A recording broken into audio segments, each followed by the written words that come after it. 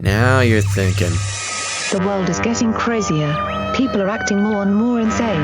The end of the world is tomorrow. Tomorrow. There's only one thing to do when the world is falling apart. Listen to Basil and Gonzo as they discuss this week's news and events through the lens of Bible prophecy. You are listening to Canary Cry News Talk. You're listening to Canary Cry News Talk. Today is October 21st, 2020. This is episode 258. And today, gods of this world. With a little g, gods of this world. And that's right, it's my birthday and I'll cry if I want to. But I am your best buddy, Basil. And this is Gonz. Welcome to the podcast where we love Jesus, we love you, and we're in this fight to love ourselves and love our enemies and spread the gospel by being good Bereans and reporting on crazy, crazy news. We live in a wild world, don't we? Yes, we do, Gonz. And I really enjoyed your snappy intro. Really did it for me. Yeah. That's right. We're back. Let's see here. Today, if you follow me on Facebook, you will know today is your best buddy Basil's birthday. Ooh. That's right. Yes. So thank you for everybody who left me birthday wishes on the Facebooks. And I only asked for one gift today, and that's for people to tune into the live show. And so we'll see if my birthday wish comes true. Well, before we get started, then let's all join in. Happy birthday to me. Oh. Yes, thank you, Mr. Magoo. We started making calls out for birthdays, and we did it for like 2 episodes, and then nobody told us it was their birthday, which is fine. I mean, we got a lot of stuff to do on the show, but I'm happy we could bring it back for little old me. Yeah, well, now that you're, I don't know, how old are you now? Old enough to according drive? to Facebook, I'm 35. Oh, wow. Okay. That's Facebook's knowledge. Fake algos. Yes, that's the fake book birthday year. So. Yeah, you're not giving real information to Facebook, are you? No, but I have officially adopted my Facebook birthday, so it's the real deal, folks. Okay, all right. So you're adopting the algo. That's what's going to happen to the world, by the way. You know, the algos are going to become the arbiters of truth, and then obey the algorithms. Yeah, pretty much. Yeah. Ow! Sorry, I got a cat on my lap. Oh, so many sharp claws. Thank you. Cat says happy birthday too. Yes. Yeah, something like that. So any news with you before we jump into our actual show here? Yeah, I think as you struggle with your cat there. Yeah. Good luck on what's going on, whatever's happening. Making biscuits. Yeah. The baby is scheduled for next Wednesday. It's happening. Oh my gosh. Yeah, we're going into the hospital, the whole deal. So what a world we live in. You can actually schedule your baby's birth. I know, it's so transhuman, It really is. I'd never even thought about it that way. That's a great point. Yeah, well, I mean, we'll see if it actually happens. Commence birthing protocol. We'll see if it actually happens on that day, but that's the scheduled day to go in, and I will not be coming out until I have a son, officially. 2 may enter, and 3 shall come out. Yeah, I feel like Aladdin, going down into the cave of wonder, looking for... Oh my gosh, that has some pretty interesting connotations there that I will skip right over, because this is a family program. Yeah, well, that's very exciting. So we can actually kind of schedule around. I guess it's a good moment to break the news that when the baby does come, you are going to need to take a week off. Yeah. And then we'll have to kind of, so prepare yourselves emotionally, folks. When the baby comes, we're making some plans right now to kind of fill the void when Gonz needs his week off. We're still working it out, but we'll have something to soothe the pain while Gonz takes a week off, his paternity leave from the show. I know. Corporate said that it's okay. We give you some paternity leave. Oh, good. Yeah.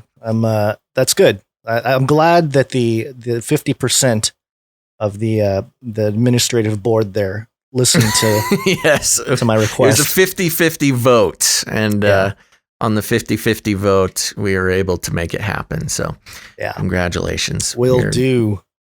Paid leave. Yeah, I'm just glad. Paid podcaster leave. I'm just glad my son and you don't share a birthday. I mean, you'll probably share the same month, which is already, a lot. We can have some big joint birthdays with Nephilim balloons and stuff like that. As I mentioned, when my other daughter was born about 3 years ago, this is the one way to fight against the New World Order is making babies. I mean, they don't want us to have babies.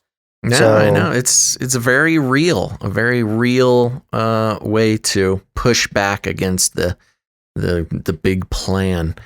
But I was going to actually say regarding your paid paternity leave, that's going to be up to the producers. Okay. We'll see. Right. Yeah, we'll see if the producers come through or if I'll be on the side of the street, we gotta find a number. I totally forgot. It didn't even occur to me we were going to have a show on my birthday, or else we could have done a Basil's birthday special donation. I don't know. It's not too late. I mean, our producership is fairly low today, so if people want to come in, it's very low. Yes, if you are thinking about being producer, you've got about an hour until we do the producer shout outs, and very low today. Let's see, what is it? October 21st? Yes. 10/21. That can be Basil's birthday producership. $1,021, you greedy man. You're so greedy. Well, wherever you want to put that decimal point is up to you. Okay. All right. 10 right. 1021. Yes. So it could be $1, and if you can divide that dollar into thousandth, and then it'll be 021. Yeah. You can do that with Bitcoin. I know.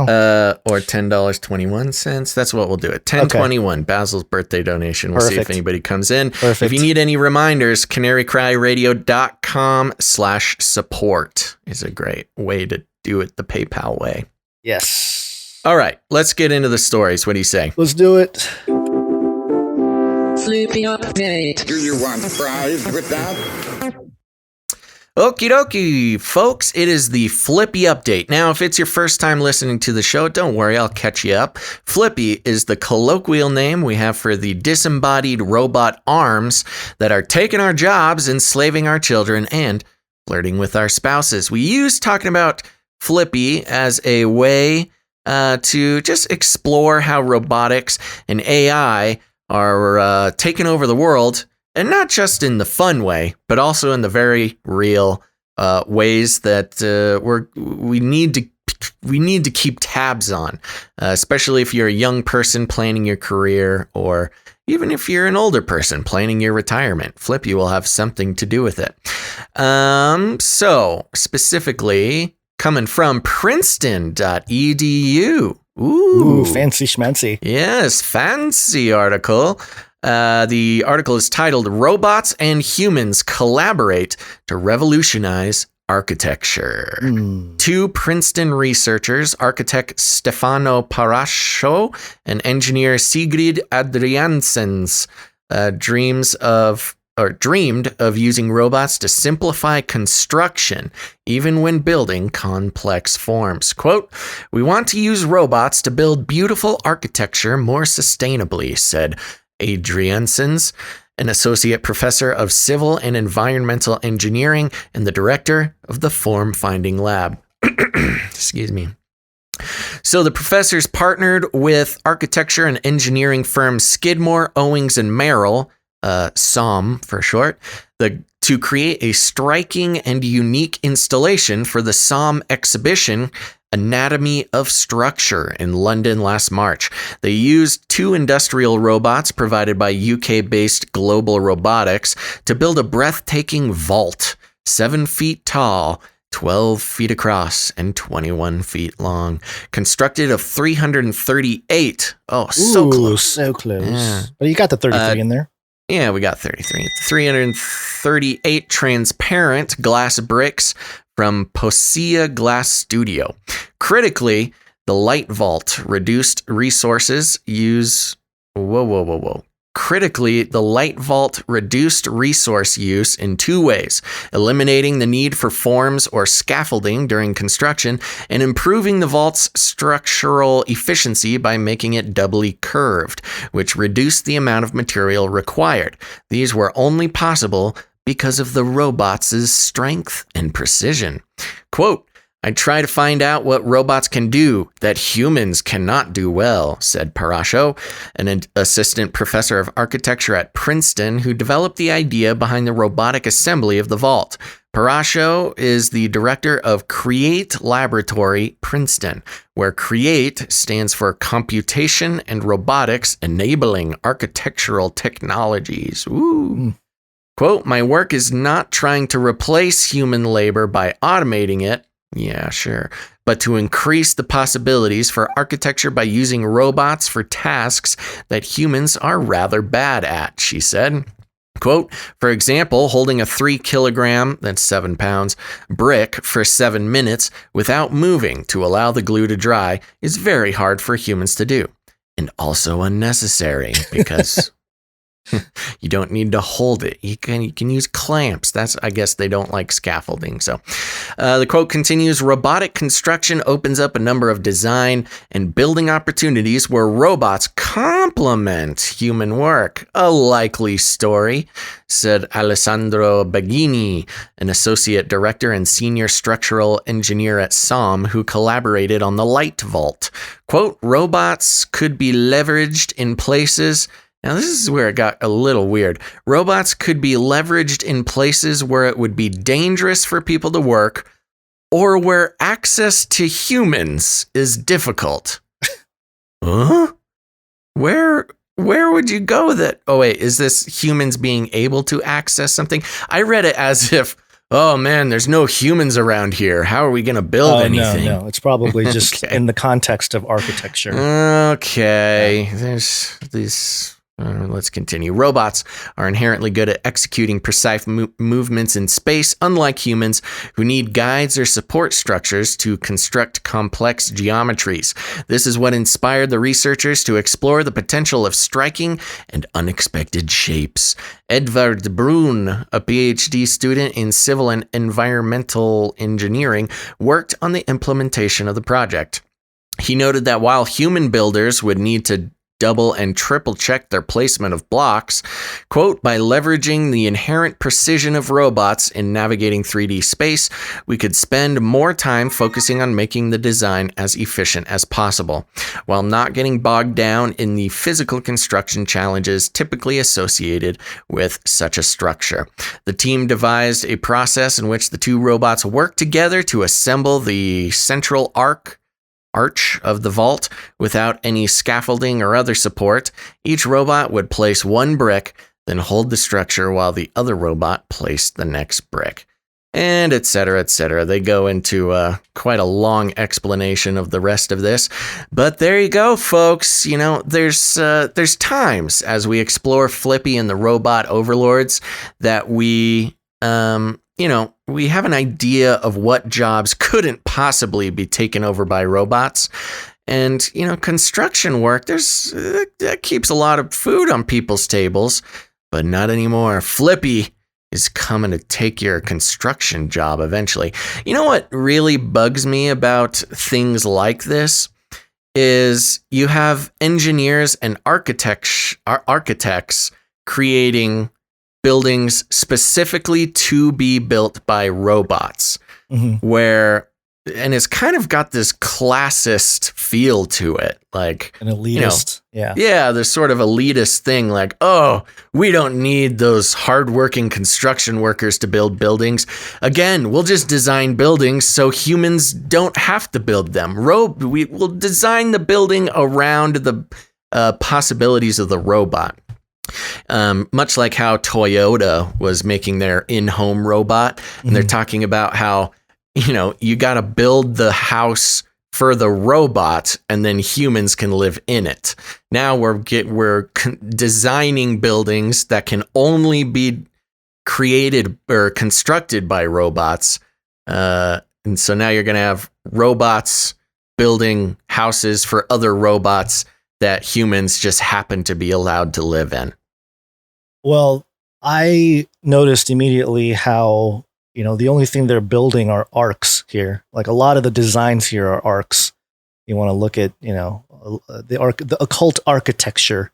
Yes, the arches. Yeah, it's Arc de Triomphes around the world, which we will be having a CanaryCryRadio episode dropping on pretty soon, huh? Yes. Okay. Going back to Egypt and the gods and the architecture of the gods.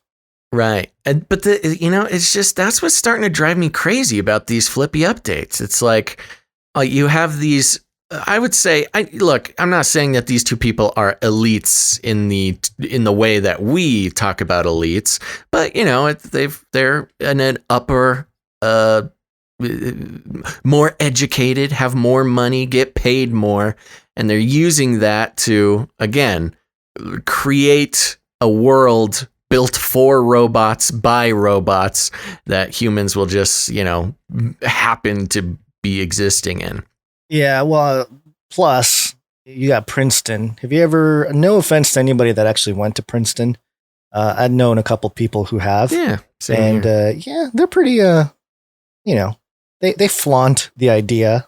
Well, hey, if I went to Princeton, you can be sure you all would know about it. You'd hear about it every week. I got a recruit letter from Princeton when I was like 14 for swimming.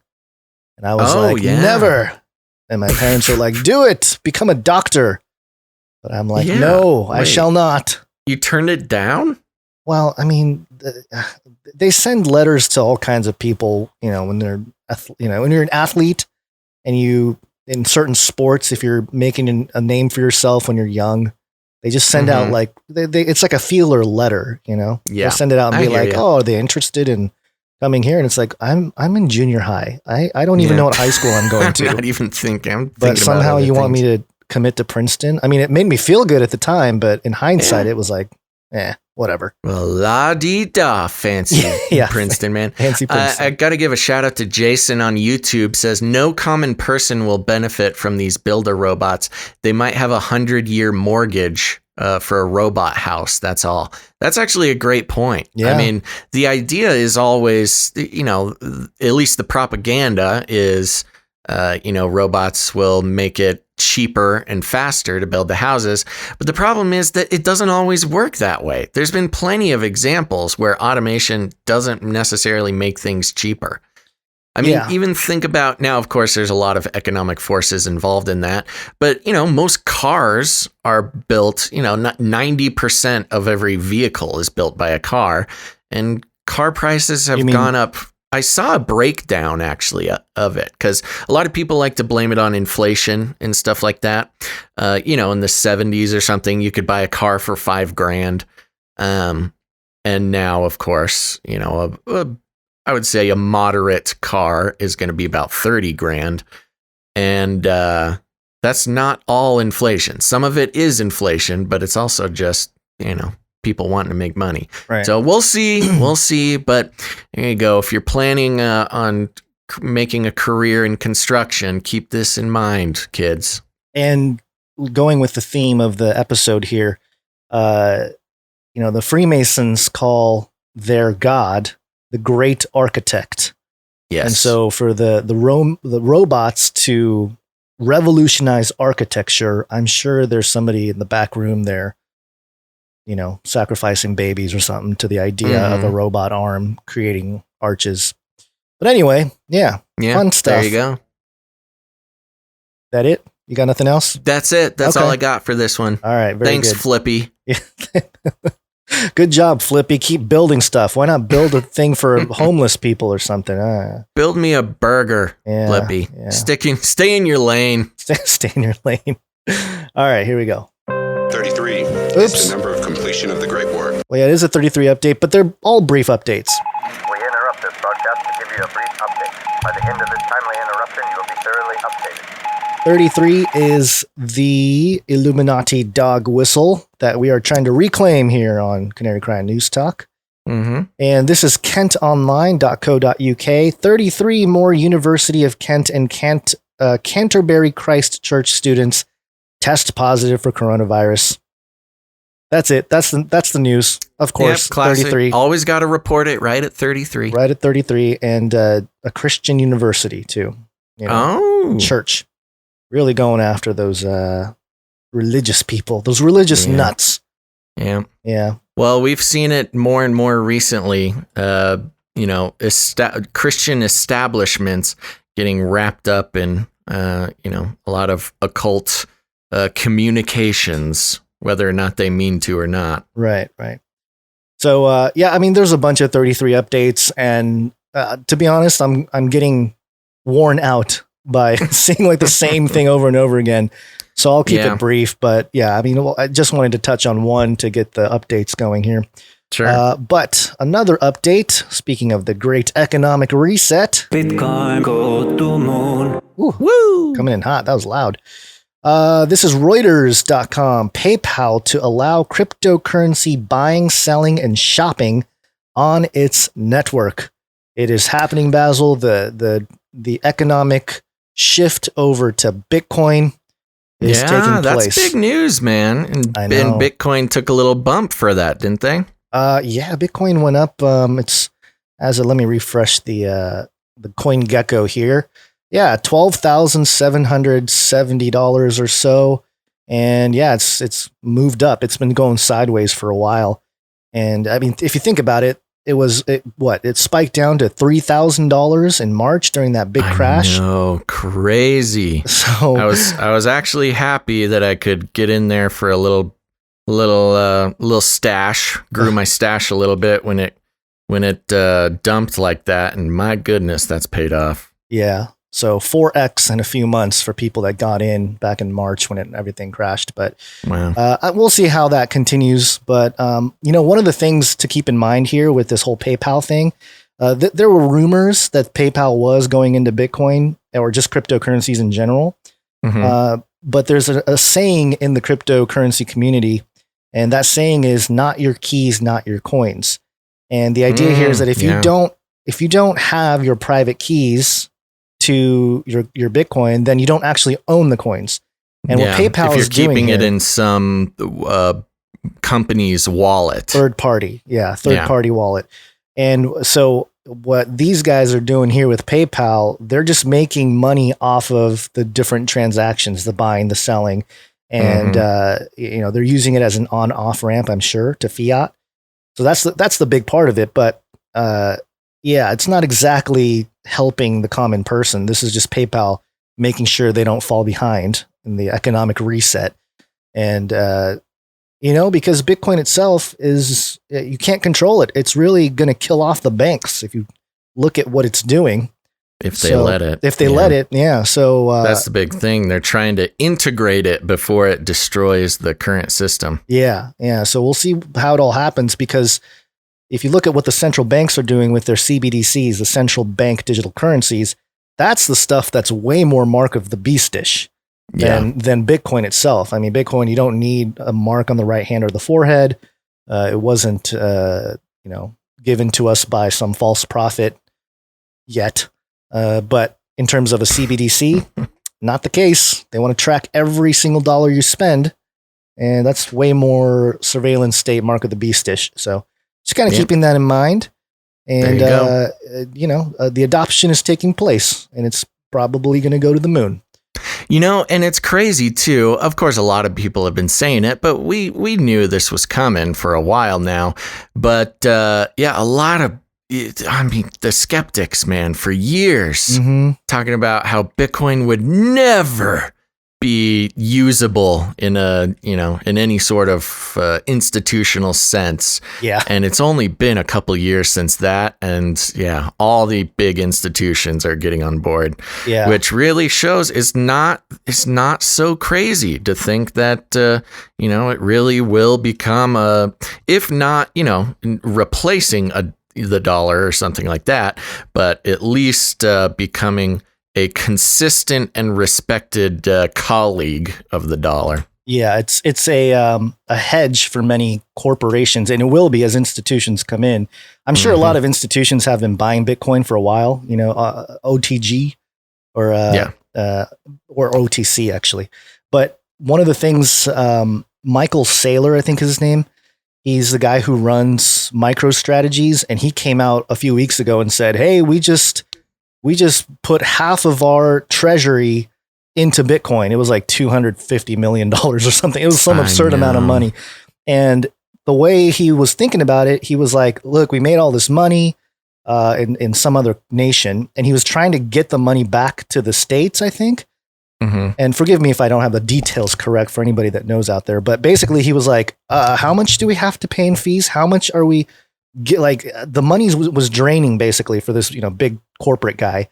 And he was thinking about, I think he mentioned he wanted to buy like a what are those big resort boats? Those big ships? Cruise like ship? a cruise ship, just to preserve the money, preserve the capital. Oh, right. Yeah. Because the money was on fire. And he was saying that there's $5 trillion of money that's like in the treasury department of all these big companies, and it's all on fire. It's all losing its value very, very quickly.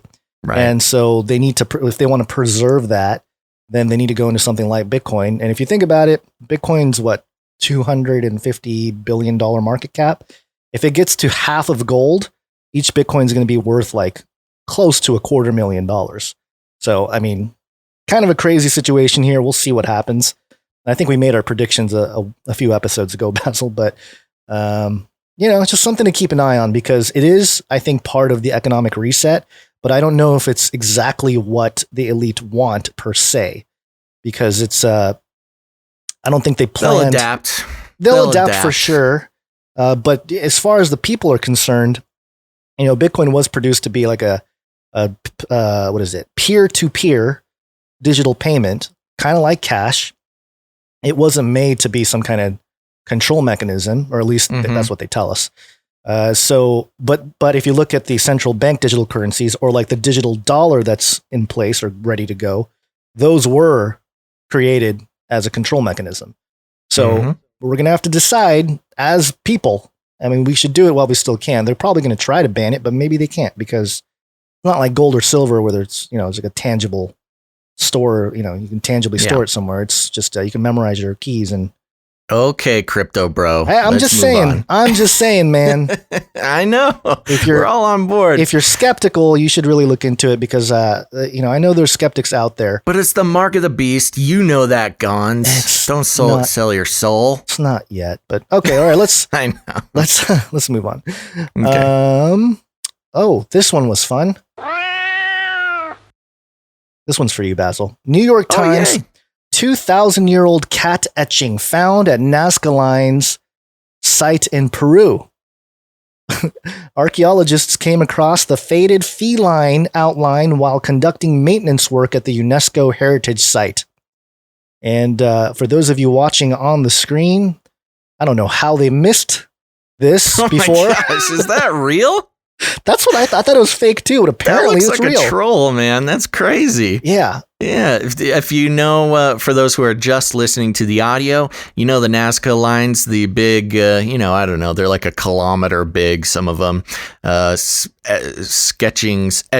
into the ground, where allegedly either aliens or indigenous peoples took the time to make giant pictures of things, so I don't know, the gods or aliens or somebody could enjoy their pieces of art. And this one's on the side of a hill, so you can see it. That's the thing with the Nazca lines. People, you couldn't discover them until you had airplanes, because you got to see them from way high in the air. Right. This one is just on the side of a hill. On the side of a hill, and it's got like a staircase next to it. How did they miss it? Were they like, oh, check it out? Wow, didn't notice it before. Anybody ever see that? It looks like a kindergartner drew a cat. But anyways, that's fun. They really just discovered that, huh? Apparently. The cat-like geoglyph, which experts say dates to 200 BC to 100 BC. So before Jesus, was on the earth. Somebody drew this cat on the side of a hill. Wow, maybe they really are the aliens, man. Somebody saying Mandela effect. Yeah, it's possible. Really changing it up. Mandela effect. Whatever. I say Mandela. Okay, that's cool. All well, right. that's fun. Yeah. What is the outlet? That's New York Times? It's New York Times, yeah. Oh my gosh, I thought it was like Babylon Bee for a second. It looks so silly. And it's the other part of it that's interesting is it's the UNESCO heritage site, UNESCO being the founding organization of Julian Huxley, the brother of the author Aldous Huxley, who wrote Brave New World. So, maybe he's in some kind of spaceship, UFO type thing. And he's like, here's how we'll mess with the people. Yeah. And draw a cat. I do want to, I passed it. I don't have it anymore, but one thing I've never noticed, Gons, is somebody did the numerology or something of CC equals 33. CC. Yeah. We get that. I get that. I see that all the time. Nobody's ever brought that to my attention before. Really? I've mentioned it to you because people have been like, oh, CC, third letter of the alphabet, 33. You guys are all Illuminati Masons. You caught us. I know, except we're not Canary Cry. We're Canary Cry Radio and Canary Cry News Talk. So what's R? I don't know. Somebody in chat will figure it out. It was like 16 or 17 or something. Anyway, there you go. Happy birthday. They drew a cat 2,000 years ago. Sweet of them. They did it for you. That's so nice of them. Thank you very much, Nazca people. Nazca lines. All right, here we go. Another one. This one is a Called It article here. Called it. We talked about the Streisand effect a few episodes ago. Mm-hmm. And now Zero Hedge came out with a headline, Streisand effect, Twitter ban on Biden laptop scandal nearly doubled visibility according to MIT. And I'll just read a paragraph here. Twitter's Orwellian decision to censor the Hunter Biden laptop scandal published by the New York Post completely backfired, nearly doubling its visibility according to the Massachusetts Institute of Technology and media intelligence firm Signal Labs. And if you are unfamiliar with the Streisand effect, it was named after Barbara Streisand's 2003 attempt to suppress a photo of her Malibu, California residence by trying to sue a photographer for $50 million over the aerial photograph. Before Streisand's lawsuit, the photo had only been downloaded from the photographer's website 6 times, 2 of which were Streisand's attorney. Once the story went viral, however, over 420,000 people visited the site over the following month. The lawsuit was dismissed, and Streisand was ordered to pay $155,567 to cover the photographer's legal fees. So that backfired big time. But yeah, we talked about that. We talked about how a lot of this Orwellian banning stuff, it's messed up, but also it creates this effect. I mean, the controllers have to know that this effect is taking place. Well, and that's the suspicious thing about it, because you get so worked up about, one gets so worked up about censorship and Twitter banning a story, Facebook banning a story. But the Streisand effect is a very well-known phenomenon, and that they know about it. It almost makes me wonder if they're like pretending to defend, the liberal candidate, but they know Streisand effect will take hold and more people will be talking about it. Yeah. I don't know. There's kind of an old switcheroo way to think about it. Yes. I don't know if I would throw all my money on that bet, but it is interesting. I've had a theory, which I'm sure is very unpopular, but we covered it in an episode of CCNT, I don't know, 5, 6, 7 weeks ago, maybe. Mm-hmm. And it had to do with the Belt and Road, where Israel and China have this deal on the Belt and Road, and they're like, buddy. Mm-hmm. And at the same time, when you look at the political strife in the United States, that China is backing the Democrat Party, and that Israel backs the Republican Party. And so it seems like there's like a staging thing going on where, hey, we're going to ban some stuff. And caught in the middle are a bunch of content creators, not just in America, mostly in America, that are covering, the political issues, or a lot of it has to do with human trafficking. We'll get to that in a story later on here. But it just seems like a lot of it is political staging, and it's so easy to get caught up and say like, oh, one side is evil and all this stuff. But I don't know because there's definitely an opposite effect taking place, which brings us to this other update here. State-sponsored propaganda machinery. And this is Adam Ford, the guy who started Babylon Bee. Yep. And he tweeted out, Facebook really and truly pulled this bee post for quote, inciting violence. We appealed, a human being at Facebook reviewed it, and they stood by their decision. They're threatening to demonetize us and throttle our posts. It's hard to even find words how absurd this is. And so, the Babylon Bee got flagged for inciting violence. And the post that they did that for is a headline by the Babylon Bee. Senator Hirono demands ACB, that's Amy Coney Barrett, be weighed against a duck to see if she's a witch. And Facebook said it's inciting violence. Yeah, this was hilarious. Obviously, it's quoting a Monty Python or referring to a Monty Python joke. Yeah. But they actually got demonetized on Facebook for this. It's unbelievable. I know. It's wild. Babylon Bee, again, it's one of those things. We've been following those guys for a long time. They've really done some great work over the years. But recently, they've full on hit mainstream news attention. And they just keep coming out with the hits, man. Yeah. And again, with the kind of the Streisand effect, the more that stories come out about them being banned and fake news and all this stuff, they just keep getting bigger and bigger. Adam Ford started it famously, yes, but sold it a couple of years ago. Yeah, I but see you have he's still involved. Right. I see you have an article here. Do you want to use that article? Because it's the same thing. No, I'm sorry. I didn't even see that you had it in there already. Oh, okay. That's just the story about it getting demonetized. Right. So and somebody mentioned in the chat, yes, Edge of Wonder. I think their YouTube channel got taken down. There's a whole bunch. I'm surprised we're still up on YouTube.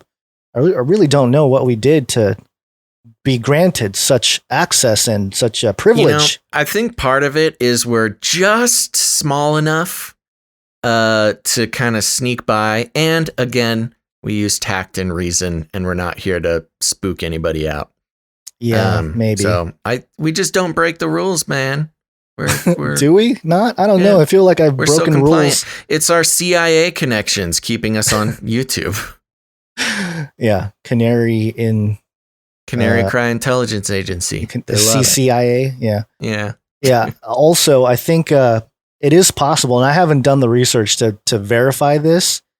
This is just a theory, okay?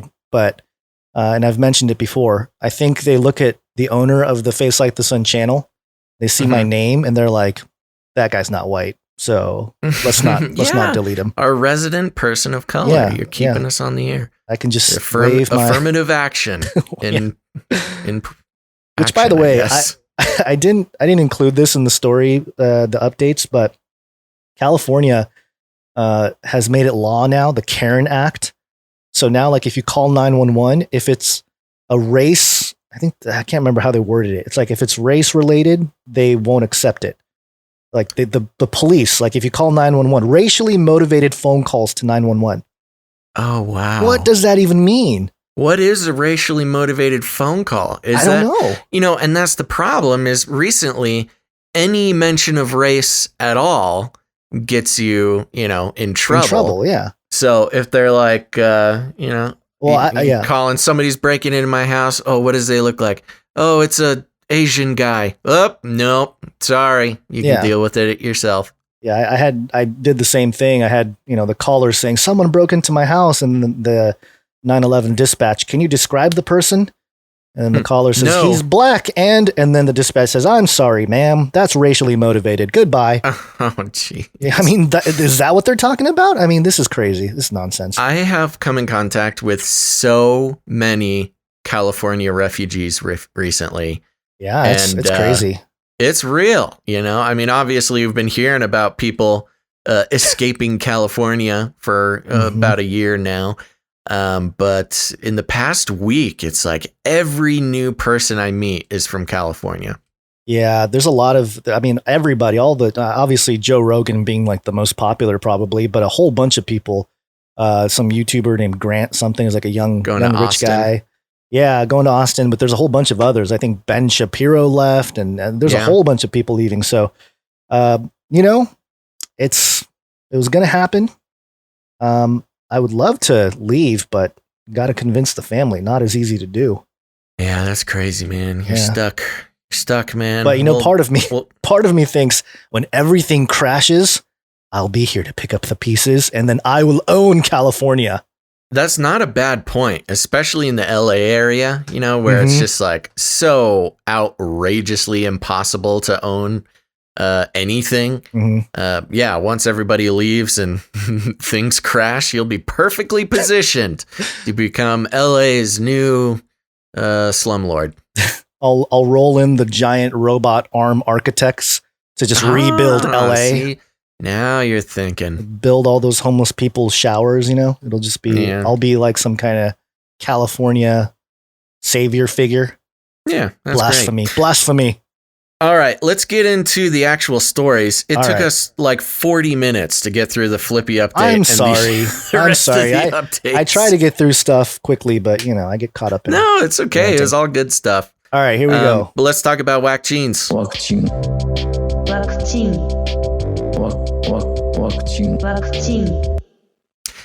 dokie. It's time for your Whack Gene update, people. Coming from Reuters.com. Wink. The article is titled AstraZeneca COVID-19 Vaccine Trial Brazil Volunteer Dies. Trial to continue. Ah! Oh, they changed the headline from when I had it. Did they? What did they have it when you had it? It's similar enough. AstraZeneca COVID-19 vaccine trial volunteer has died, Brazil health authority says. So yeah, it looks like they updated it to say the trial's going to continue. Yeah. Of course, when it's happening in Brazil, they don't mind just keeping on going. When somebody has an adverse effect in America, they shut it down. And this is not to say anything against Brazil. I'm just talking about those racist pharma companies. They don't care if brown or black people get hurt by vaccines. It's just unfortunate. Yeah. Not even trying to make a point. Here we go. The article reads, Sao Paulo, Frankfurt, Reuters. Brazilian health authority Anvisa said on Wednesday that a volunteer in a clinical trial of the COVID-19 vaccine developed by AstraZeneca and Oxford University had died, but added that the trial would continue.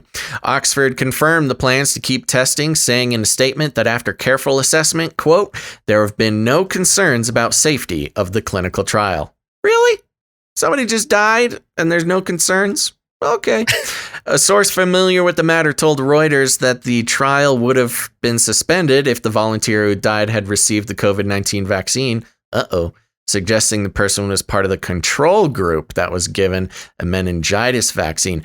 Okay, this is going back to the Johnson & Johnson versus the AstraZeneca battle going on and how it gets reported. When AstraZeneca, every time AstraZeneca has an issue, they tell you exactly what happened. It's always horrible. And they tell you whether or not it was, somebody who got the vaccine or got the placebo. When it's Johnson & Johnson, they don't tell you anything. Yeah. If somebody gets hurt, they say there's no possible way for us to know if they got the vaccine or the placebo. But if someone at AstraZeneca is letting the cat out of the bag with this stuff, and I don't know. Let's continue. CNN Brazil reported that the volunteer was a 28-year-old man who lived in Rio de Janeiro and died from COVID-19 complications. Okay. Anvisa provided no further details, citing medical confidentiality of those involved in trials.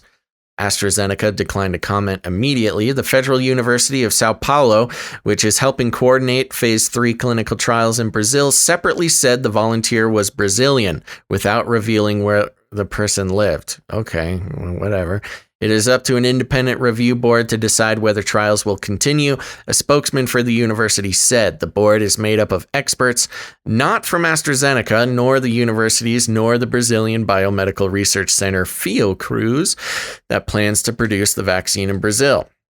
So far, 8,000 of the planned 10,000 volunteers in the trial have been recruited and given the first dose in 6 cities in Brazil, and many have already received the second shot, he said. AstraZeneca shares fell 1.8%.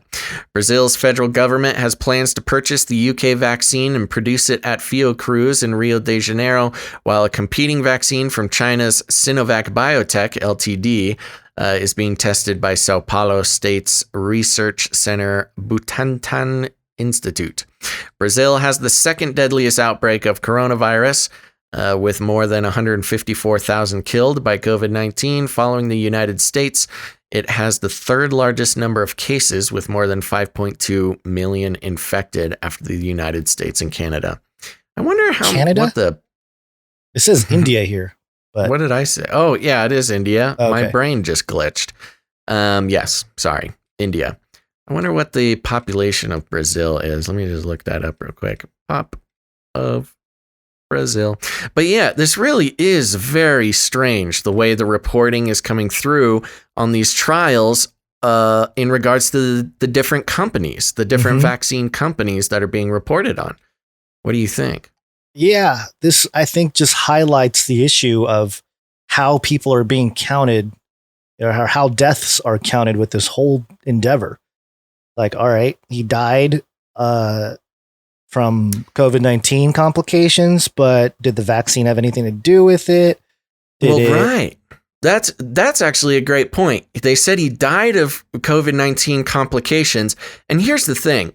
With these trials, they're double blind, which means nobody should be able to even know. I mean, the doctors, the scientists, the institutions, they don't know who has got it and who hasn't unless you start breaking a bunch of rules and declassifying stuff. And to put it simply, you wouldn't know whether he got the vaccine or not unless you intentionally break the rules of double-blind studies. So the fact that they're trying to say that, or they're trying to insinuate that he got the placebo and died of COVID-19 is a problem, because either they're lying and they don't know and they're using it for propaganda, or they broke double-blind protocols, which is unscientific, and in a normal circumstance, you would throw out the entire trial if the double blind was broken. Right. So this is not good news for them, for the institution, no matter how you slice it.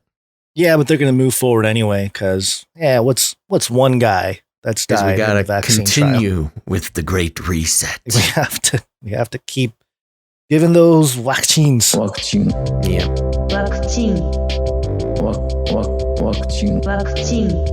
This is our second story about this topic. ibtimes.sg, that's International Business Times. Vaccine fear in South Korea. 5 people die, including 17-year-old boy, after taking flu shots. And it's tale as old as time. Yeah, I know.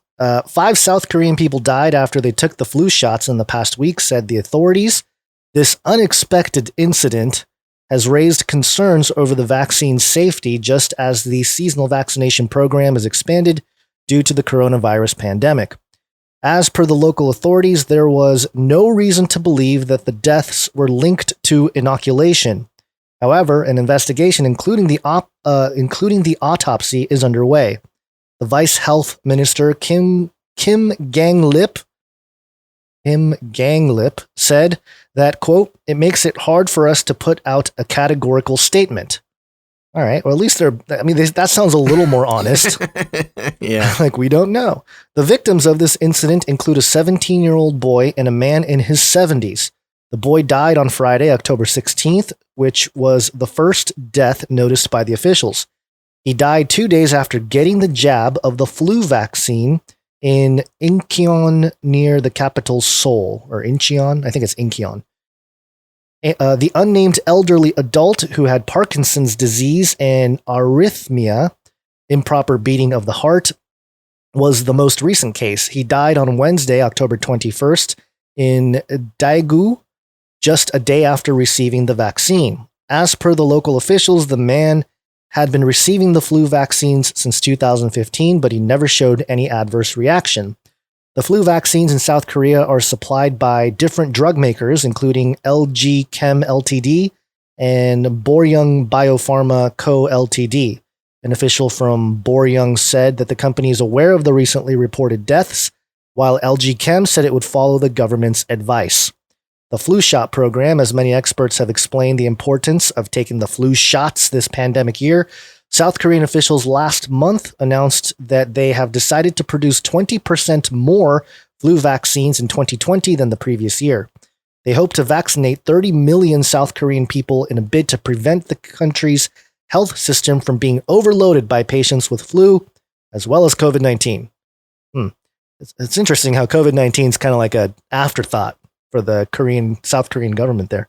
Authorities halted the free vaccination program for 3 weeks after officials found that around 5 million doses of the flu shot, which needed to be refrigerated, had been exposed to room temperature during the transportation to a medical facility. Ooh. The officials said that over 8 million people have been vaccinated with the free flu shot since it resumed on Tuesday, October 13th, with more than 300 cases of adverse reactions reported. Oh my gosh. Needless to say, this year, when the healthcare organizations all around the world have been struggling to deal with the coronavirus pandemic, boosting the public trust in vaccines has become a major global challenge. Yeah, no kidding. As many countries rush to approve coronavirus vaccines before the completion of the safety and efficacy studies, according to a poll in South Korea, 62% of the people in Gyeonggi province would deny COVID-19 vaccines, even if one gets the approval until the safety is ensured. So lots of skeptics there. What is this, South Korea, you said? South Korea, yeah. Wow. So this vax skepticism is not just an American issue, which I've heard a lot of famous public-facing scientists, I don't even need to name them, you know who they are, going off about how vax skepticism is an American phenomenon and how Americans are so stupid for questioning vaccines and stuff like that. But here you go. The fact it's a worldwide thing. It's not just some sort of crazy, American stupidity that they would want you to believe it is. This is a thing.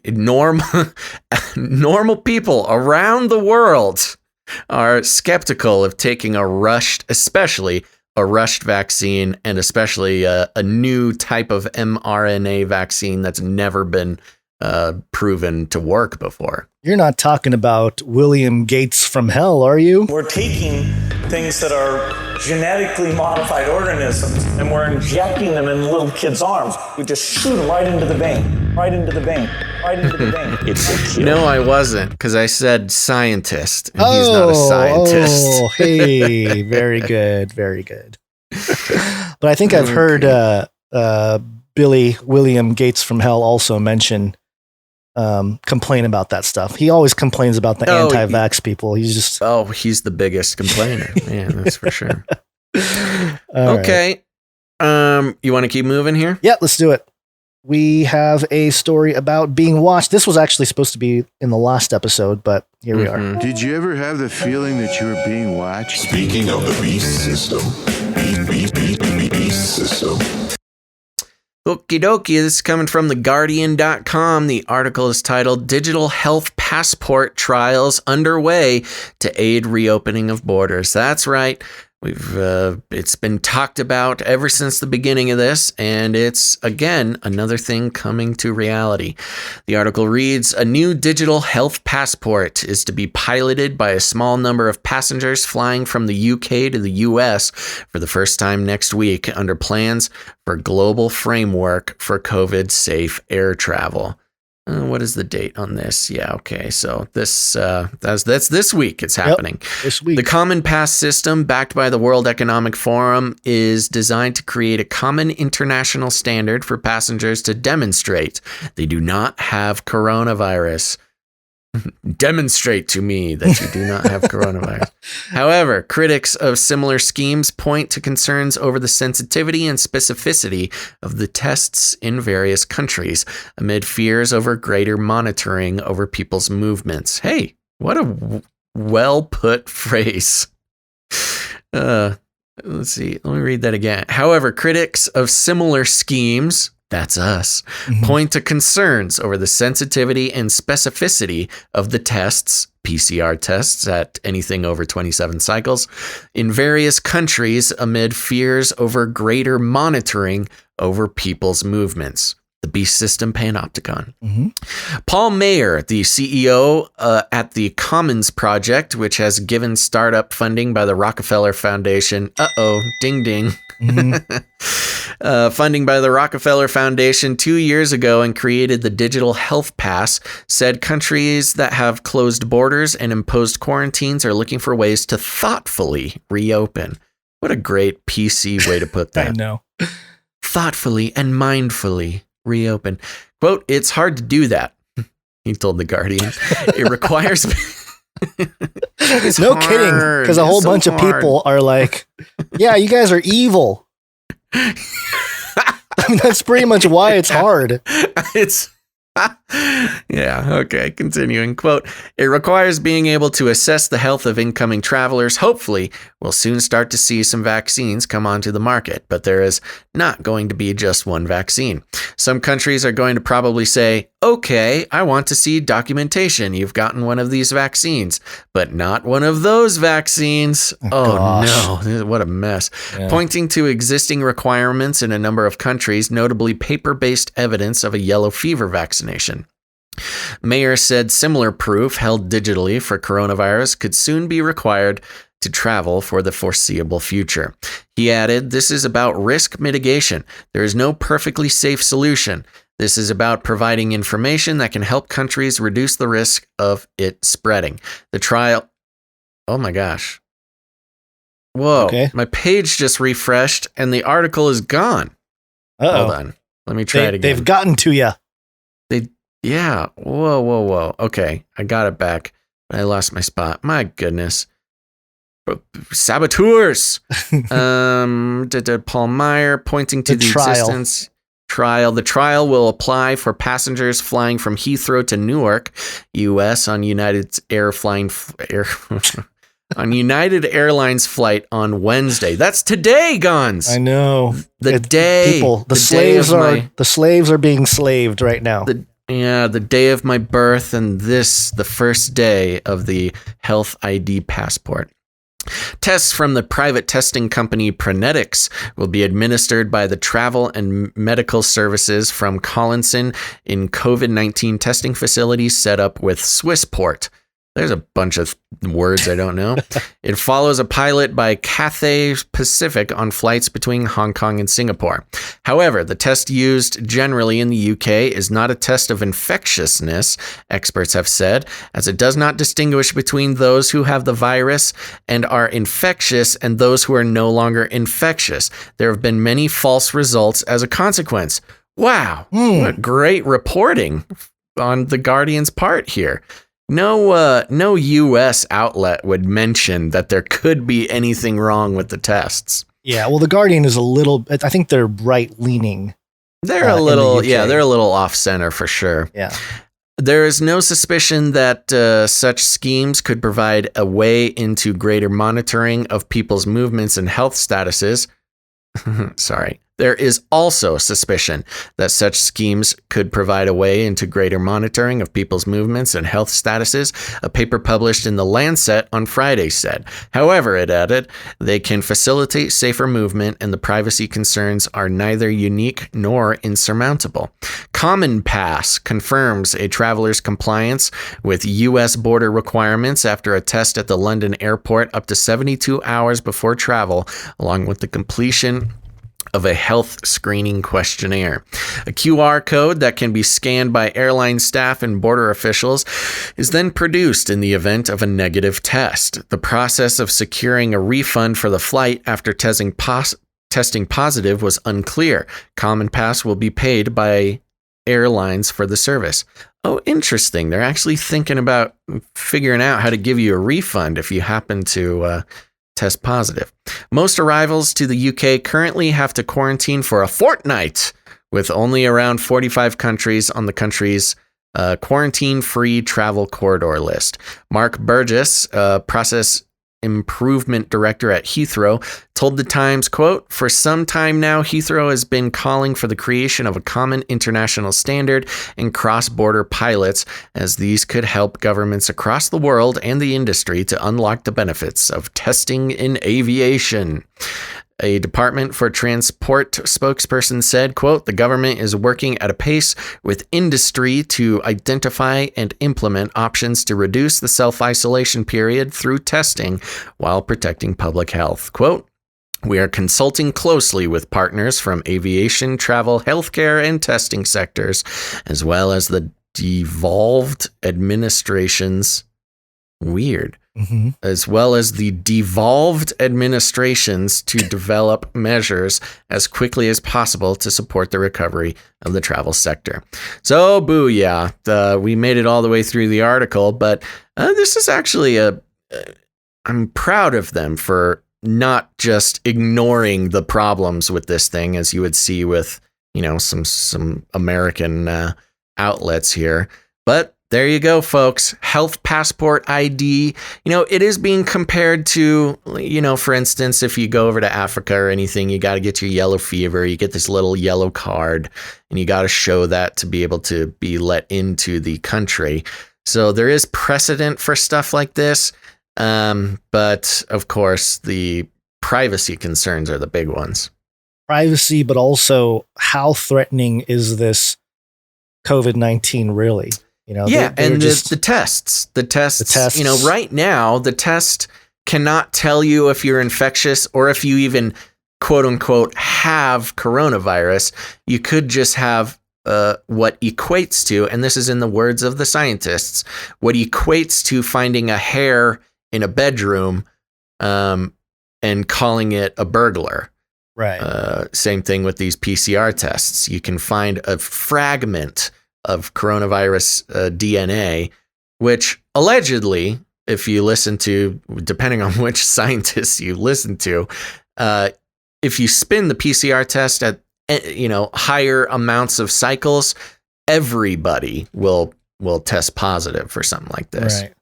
Yeah. The other thing that's interesting is that we talked about Clear, the company Clear, that pivoted from being sort of a biometrics thing to more of a or not, biometrics for flights to just in general digital identification.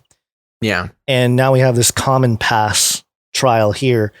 It's going to be interesting which companies, is going to win out, worldwide in terms of who gets to be the actual digital arbiters of your health or your truth. Because, if Clear is like, no, he doesn't have anything, but then Common Pass is like, yes, he does. What's going to happen? There's a conflict there between the two different digital ID databases, So there's going to be some corporate espionage involved, I'm sure. Yeah. So very interesting. Just got to keep an eye on this. We knew this was going to happen, but I just, the part that's really infuriating is very much like what happened at 9/11. When, after the towers went down and everything, the airports are really what started the big lockdown and taking away our freedoms and all this stuff. The same exact thing is happening here. And we knew the airports were going to be a major thing in terms of travel, people going to different places. And there's just no way to fight it back. There's nothing we can do, or at least it seems like there's nothing we can do to really stop this. It's like, can they have just like an airline or an airport, just some private company come out and be like, yeah, we don't really care too much if you have the virus or don't have the virus. We don't care. And And interestingly, in the aviation industry, much like a lot of other industries here, you have industry leaders and, it's kind of whatever they say goes. Everybody else has to kind of adapt to an industry leader. Right. And that's kind of what it is with Heathrow. Heathrow is, if not the biggest, oh my gosh, the thing is so huge. Heathrow, the airport in London there, if not the biggest, it's certainly one of, if not the most influential airport in the world. So it's no surprise that Heathrow is the first place where this is getting implemented or tested. And of course, everybody will have to comply, or else you won't get to receive passengers from Heathrow. And in which case, your airport will go out of business.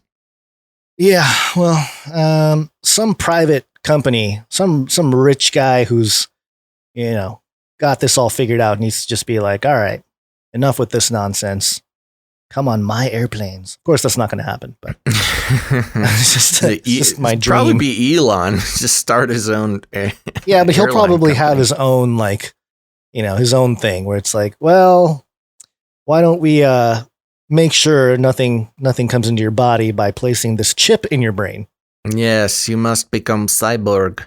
Yeah, it's not any better, but yep, all expected, Okay. all part of the unfolding of the New World Order, and I'd say that this is moving right along with many of the prophetic passages we read about, so nothing too surprising. Although, Daniel, the book of Daniel talks about people will go to and fro, and certainly, and knowledge will increase, and biblical knowledge, but also, maybe this is all part of it too, that people will go to and fro even more now under this watchful eye of the New World Order. Yeah, there you go. Yeah. All right, Gonzo, are you ready to take a short break? Short break. Whee!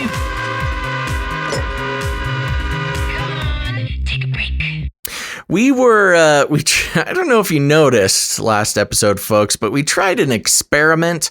So usually when we take a quick break, we'll lose, at least 10% of the listeners who they'll just bail, or I'm sorry, live viewers, they'll just bail. They don't want anything to do with, they don't want to hear about producers or see any art or hear any new jingles or songs. And so we tried a project of just trying to seamlessly go into art to try to get people to stick around. And it was a little clunky. If you were here, you remember. And we still lost 10 or 20% anyways. So anyways, we're going back to the old way of doing it. You're discouraged from the experiment after one test run. We got to be more persistent like the vax companies. Just because one dies or one failure takes place, we must press on. All right, so we're just going to take a quick break, people, but don't go anywhere, because after the show, we've got some big news, some big Google news you're going to want to catch up on, and we've also got some simulation. Are we living in a simulation? Well, we'll find out after the break, but first, we want to thank some producers, check out some art, and some fun stuff like that. You didn't shout out the new Twitch users last episode either. I was going to ask you, I don't remember if we did or did not. So I don't think we did. We've got some great Twitch users we're going to thank, and let's just get on right through it. You ready? Let's do it. Yep, ready. Okay. First of all, thank you to the Slugginator. DM Kane 78. Santa Wears Brown. Okay. Gosh, I don't know what that means. Maybe it's a UPS driver. That's what it must mean. Jernat Key. Erica 3284. Despiku. It's funny because as we do this, I'm watching the number of people just go drop down dramatically. Just drop. I know. Eon Mayor. Stouffer 1987. Me. And then, of course, we've got wonderful Johnson & Johnson Jansen. He made it. KXC 1279.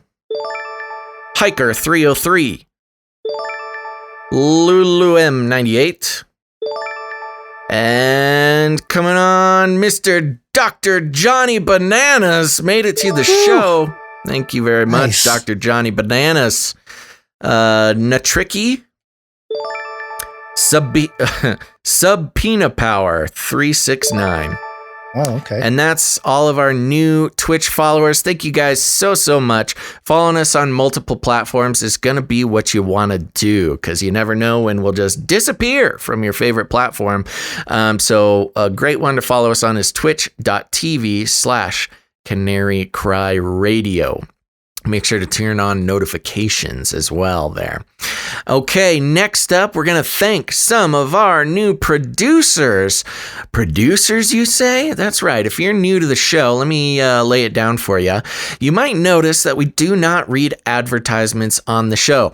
That's because, in general, we think the advertising industry is evil for so many reasons. First of all, it's all tied up in the big data social media nonsense that has shown itself to be a divisive force, and benefiting from the monetizing of that divisive force just didn't sound like a cool thing to do for us, so we don't do it.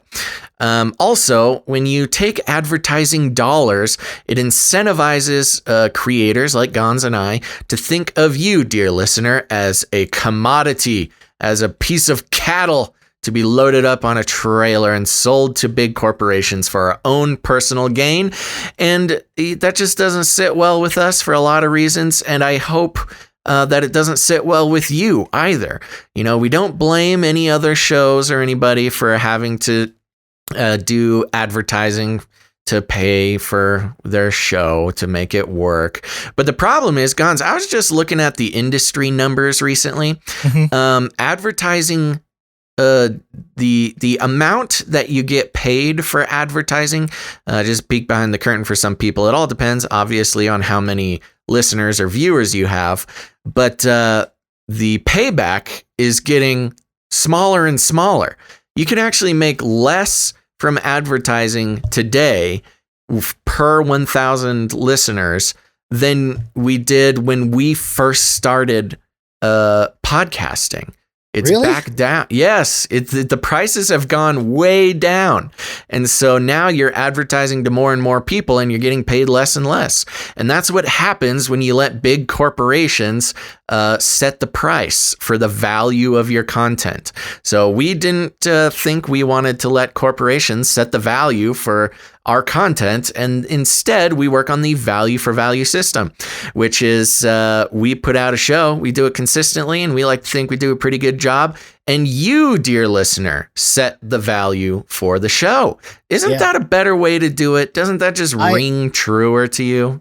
Yes. One of the things when Face Like the Sun in its heyday, when the YouTube algos didn't suppress all the videos and stuff, the calculations, the average was about 1 cent in terms of like AdSense, how much money I was making from YouTube ads and stuff. It was about 1 cent per 1,000 views.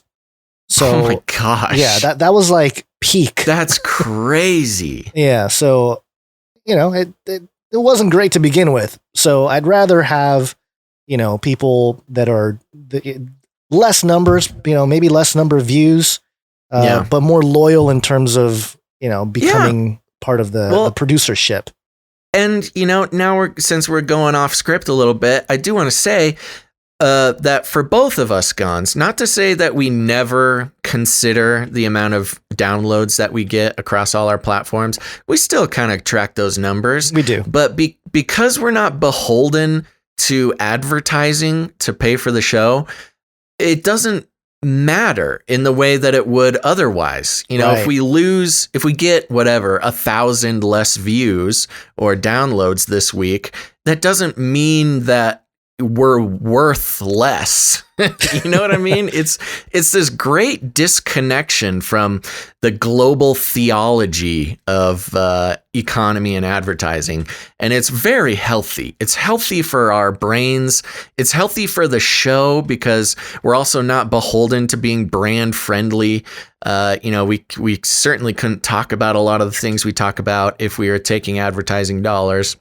And it disconnects us from the anxiety of like watching every single download number and worrying if it goes down. So anyways, that's why we're on the value for value model. We put out the show, we create some value. If you get any value out of it, whether it be entertainment or education, analysis, whatever it is, or just news that you wouldn't hear anywhere else, that's value, and you get to put some value back into the system. It's an investment, not just in the show, but it's an investment in your own media future. Because as long as the value for value system keeps working, the show will keep working as well. And you get to make the choice. Do you want big advertisers and corporations to tell you what media has value, or do you want to vote on what media gives value? And that's why we do it. And coming up here, we're going to thank some producers who voted for keeping this show going. And we call them producers because this is the real world. This is not just charity. This is not just, a lot of people like to, there's always one. Stop begging for money, Basil. You're such a beggar. No. That's not how this works. And if you don't get it, that's fine. You can still get the show for free if that's what matters to you. But for those who join in to help keep the show going, invest in their own media future, they are producers because it's the real world. If you pay to keep a show going, you are a producer, just like Hollywood. You can put it on your LinkedIn, you can put it on your resumes, give them our email address, and we will vouch for you. Okay, so one of the easiest ways to support the show is to head over to patreon.com/CCNT for Canary Cry News Talk. And it was a slow week over there, Gons. Yeah, we had one come in, though, during the episode. Yes, we did. I see you put it on the list. So our one Patreon producer, give it up, folks, for our new producer, Sarah. Thank you very much, Sarah. Thank you, Sarah. Producer Sarah in the house. Now, if you don't like Patreon, we got one. Okay, so we also have patreon.com/CanaryCryRadio. For those who don't know, Canary Cry Radio is our original podcast, still up. You can search for it. It's our interview style show, but we give producers a shout out here as well. And so we've got a new producer named Producer Slugginator. Slugginator. And they sent a little message here. Hello, just wanted to let you know I love the show. It is refreshing to hear two brothers in Christ discuss current world events in a sane and logical manner. Keep it up. Thank you. I think maybe you meant manner. But either way, thank you very much, Slugginator. Yeah, appreciate it. And we had a whole bunch of people come in on the PayPal for your birthday. I know. Once they heard, we're going to have the list of producers has grown to a size that I'm thankful for my birthday today. So thank you very much, all of these producers. But let me not get ahead of myself. If you don't like Patreon, that's okay. A lot of people don't like Patreon. We totally understand. That's why we have CanaryCryRadio.com/support. CanaryCryRadio.com/support. That's right, folks. CanaryCryRadio.com/support is a great place to support the show. We've got PayPal options. You can come in with a monthly producership, or if commitment is not your thing, you can make a one-time producership in any amount. There's also cryptocurrency and other things like that. Go check it out. Go click around. There's some fun stuff there. Gons, who do we have coming in on PayPal? First, we have Sylvan Handwoven. Ooh, producer Sylvan Handwoven. Thank you. Yes, and they came in with I guess I'll mention the number just because it's got the 33 in there. It's $13.33. There we go. Thank you, Sylvan Handwoven. And then the rest were, I think, today, all for your birthday. I'm pretty sure. Yeah. It's the 1021, the following, and I threw the messages in there, Gon, so you can pretty much just read this straight all the way through. And yes, these all came in during the show. Thank you so much. I'm still here. If you're going through, I'm going to be refreshing the page. We'll see. I'm looking at it too, and I'm trying to figure out which direction you did it. Okay, you did it from So first we have producer Hannah. Thank you, producer Hannah. Thank you very much, producer Hannah. Coming in with 1021. I think everybody's here 1021 except one here. So until the end, yeah. Yeah. Also, producer Laura. Thank you, Thank you very much, producer Laura. And is this her note here? Happy birthday, Basil. Thank you for all your hard work. And Gons, thank you also. Basil, I hope you have a lovely day. God bless Laura C., your Australian friend. Thank you very much, Australian friend, producer Laura. Producer Laura. There's another Laura, it looks like. Is this another Laura? No. Same Laura. Okay, so you wrote it twice. Oh, okay. I got it. I got it. It's all confusing. You got it. Very confusing. All right, next up we have producer Adam. Thank you, producer Adam. Yeah. Thank you very much, producer Adam. That's Adam42 in the chat. You came in, buddy. Thank you very much. He said, happy birthday, Basil. See you next week for the solo show. Making decisions. We will see Making how decisions. That goes. That is a producer input, though, so we do take that into account. We'll see. We'll see if it sticks. Yeah, he doesn't. You don't control the soundboard, so it might be just you rambling for a while. It's some like technical hurdles with me doing a solo show. All right, so thank you, Adam. Next, we have producer Sandra. And thank you very much, producer Sandra. She said, happy birthday, Basil. Thank you very much. Is that okay? I'm trying to get it all right here. Okay. Yeah, that's a good question. I think maybe this is her Twitch handle or something. Okay. I will call her producer Sandra. Also, next up, producer Charlie. Thank you, producer Charlie. Coming in. She said, happy birthday, Basil. Oh, thank you very much, producer Smiley Charlie. Face and Charlie. And then we have, double checking here. We have producer.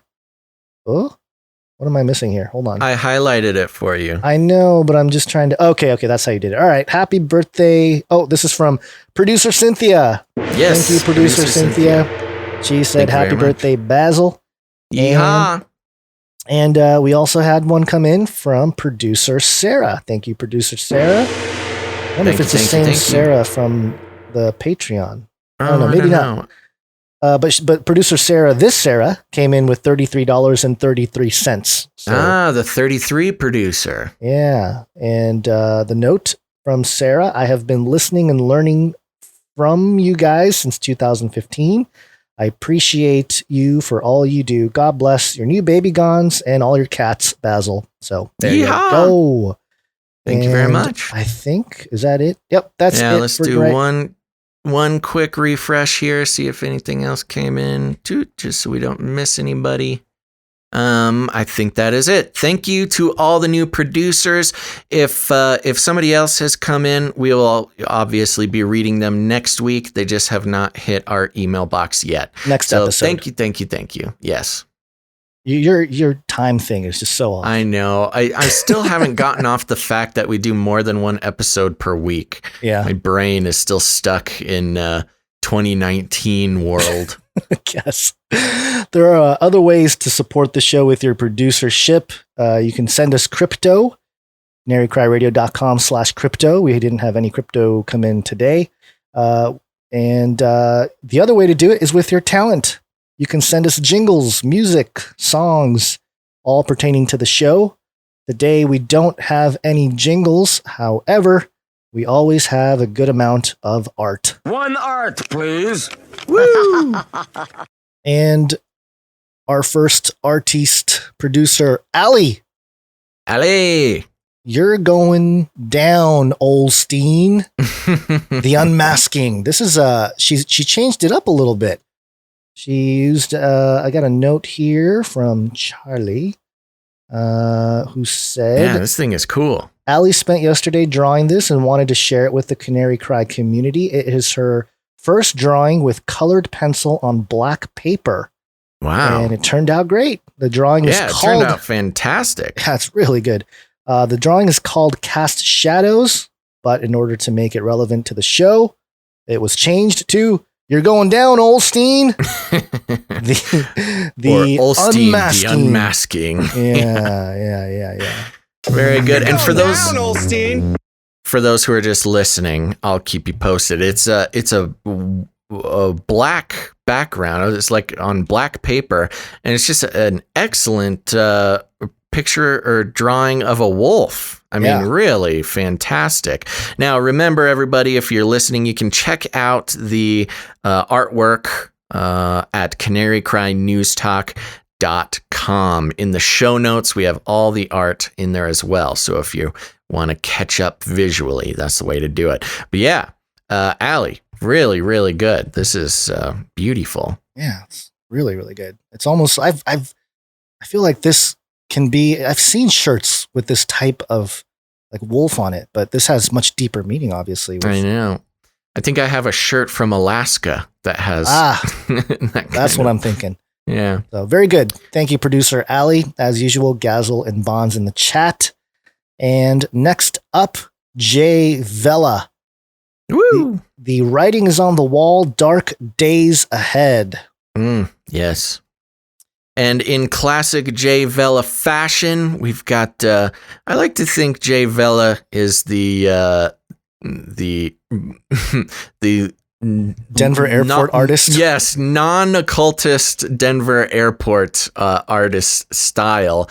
Always a very intricate sort of collage of things. And in this one, we've got, let's see, I'll start from left to right. We've got some symbolism with a hangman's noose and a guillotine right next to a flippy bot inserting a chip into somebody's head, Mark of the Beast related, I'm assuming. We've got a little FEMA camp down there on the left with a depiction of somebody alone in a cell. We've also got the classic hooded figures. What it looks like in this one is that binary code on the face of the hooded figures looking down on the earth there. And in the middle, again, we've got the hooded figures with gas masks controlling the masses. They've got their chips and the martyrdom. Yeah. We've got the martyrdom of those who did not take the chip, not getting on the bus here for the re-education workforce program. Dark days indeed. Thank you very much, Jay Vela. And as always, beautiful work. Yes. And if we ever make our own airport, Jay Vela is going to do all the crazy murals. To start Canary Cry Airport, and you can do the murals. Yeah. No biometrics here at Canary Cry Airport. You don't even need a license. You got guns? Yeah, bring them on. Oh boy, that's going to be wild. All right. Thank you, producer Jay Vela, per usual. And there was one more I wanted to share because, it's just it's a really good piece of art. This one is called Rise of the Nephilim. And this one's by Luke. He's the one that runs beholdyahweh.com. And he does this 3D graphics, and it's pretty amazing. If you've, I don't know how to really even describe it. It's 3D. May I attempt? Do it. Yes. So it's an excellent piece. It reminds me of like some video game concept art. Right. He obviously puts a lot of work into these. And in the foreground, let me make it bigger. Oh yeah, in the foreground you've got some giant chimera. Looks like part human, part lion, part scorpion, and there's some anguishing masses around them. And it looks like a Moloch, a version of a Moloch statue being worshipped by, it looks like people are being forced to worship Moloch. And you've got some banging drums and loud trumpets. And in the distance, you've got some giant Nephilim rising up very spooky looking guys. One has, 4 arms. Another one has a bull, looks like a bull's head and some wings. Another just a giant, scary horned man. And very good. Oh, wow. Off in the distance. Look, I can make this as big as I want in the VR world. I'm just flying into it now. You've got some pyramids off in the distance. Really good. He hits all the notes of the rise of the Nephilim. Yeah, the hybrids there in the front, where the little, the humans are all worshiping. Those are the scorpions that come out in Revelation 9 out of the abyss. Yes. They have the long hair. They got the scorpion tail, the whole deal. So yeah, I think that's what's going on here. Yeah, but his name's Luke. His name's Luke. Check out beholdyahweh.com and we'll maybe, schedule something to talk to him about what his whole project is all about. Yeah, I'd love to learn. He's got a great career ahead of him. Even if he just went into video games or, movie concept art or something. But I like it when people got their own thing going on, too. Yeah, absolutely. Very good. Thank you, producer Luke. And thank you to all of our artists. Is that all? I don't want to skip ahead. That's it. I think that's it. Okay. So thank you to all of our artists this week for producing some content for the show and very special stuff too. Remember, you can take a look at all the art on CanaryCryNewsTalk.com in the show notes. And I keep talking about how I'm going to be posting the art on social, and I just keep forgetting. So I need to put that on a list. But I will be doing that. I realized, Guns, we have not been posting on our Instagram for about a year, maybe more. And now that we get art every week, I need to be posting these on our Instagram. And get on that Insta, bro. Come on. I know. I got to get on the Insta, the Be IG, hip. as the cool IG boomers call it. I don't really, I've never used it at all. Like I have an account there, I think, but I never use it. So I know it's really kind of, every time I log in, I feel like I'm being scraped of all my data. You are. It's a really sick feeling company. I get. Yeah, I know. It's a Facebook company. They get you.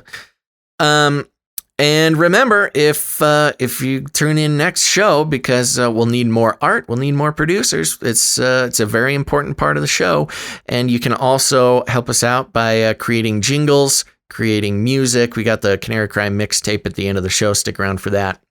And there you go. Anything else for this break, Gonzo? That night wind. Wait. Yes, I do have one more thing for the break, and it's very interesting. Sure. Thank you to producer That Night Wind for doing the timestamps for the YouTube video, so people can skip around and hit the topics they want to hit without any of the nonsense. Okay, so we got the email last week from our PhD microbiologist producer. I hope I said that right. I might need to double check, but explaining the tobacco in vaccines. Now, we got another email from another producer, and I'll just read it here because it's very interesting. Hi, Basil and Gons. Wait, let me make sure there's nothing that I'm not supposed to read. Fun. Yeah, I think I'm going to read the whole thing. Okay. All right. Hi, Basil and Gons. I hope my email finds you well. I am one of your many fans, and I really wanted to share this with you. Just a bit of background on me. I'm a British lady married to a Russian and live in Finland. Wow, what a combo. Oof. I am a professional maritime safety advisor. And so when it comes to safety protection from biohazards, I have a lot more experience than most. So when my husband told me to look at this crazy propaganda piece on the English version of the news from YLE, which is the publicly funded state news propaganda like BBC here in Finland, I nearly spat out my Earl Grey for fear of choking. Here is a link to a classic misleading article designed to fool the sheeple here in Finland, and they should follow what the researchers did in a university study aimed at reducing waste. And here it is. They can wash their face masks about 10 times, and their masks are as effective as a homemade or purchased cloth mask. Yes, people were paid to provide this no expletive Sherlock research, which, if you read the article really carefully, is simply telling us without actually writing the words that probably all masks are a big waste of time. Bad news is that people here in Finland trust the media, especially the state-run media, and badly worded, misleading articles which tell people how to wash a disposable face mask. Clue is in the name. Disposable means it's only tested for safety for one use.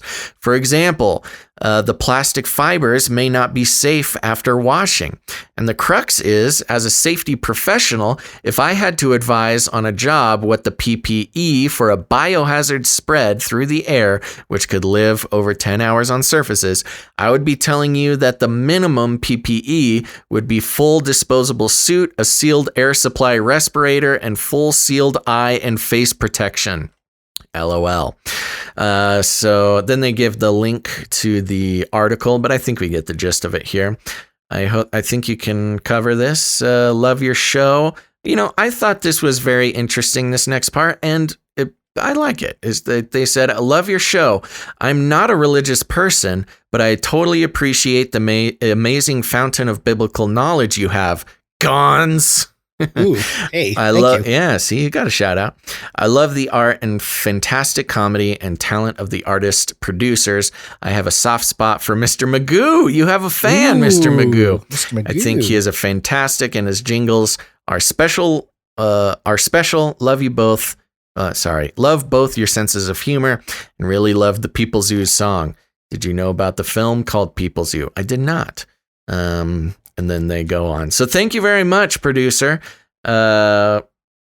I'm going to say producer Amber. Thank you very much. And that is very interesting. I was seeing a lot of this. You can wash your disposable mask stuff as well. And it just seems patently. So without oops, sorry. Go ahead. What was that? I want to show something after you're done talking. Okay. Here. Yeah. It just seems on its face a ridiculous piece of propaganda that doesn't make any sense to just the normal common sense. If you know, they say don't touch your mask, don't do this, don't do that, and washing a disposable mask. No other product in the world, if its label is disposable, would anybody give you advice to wash it and reuse it. And it's the state-run media in Finland telling people to do this. So yes, that is pretty wacky. And this person is a real professional with a real. I mean, that's a professional maritime safety officer. I'm sorry, advisor. I got to tell you, that is serious business. I've done some work on boats and things like that, and you always got to watch out for those maritime safety people. They don't mess around. Yeah. So thank you for that email. And it's really, it's good to get actual professionals in here and get their opinions on things. But also,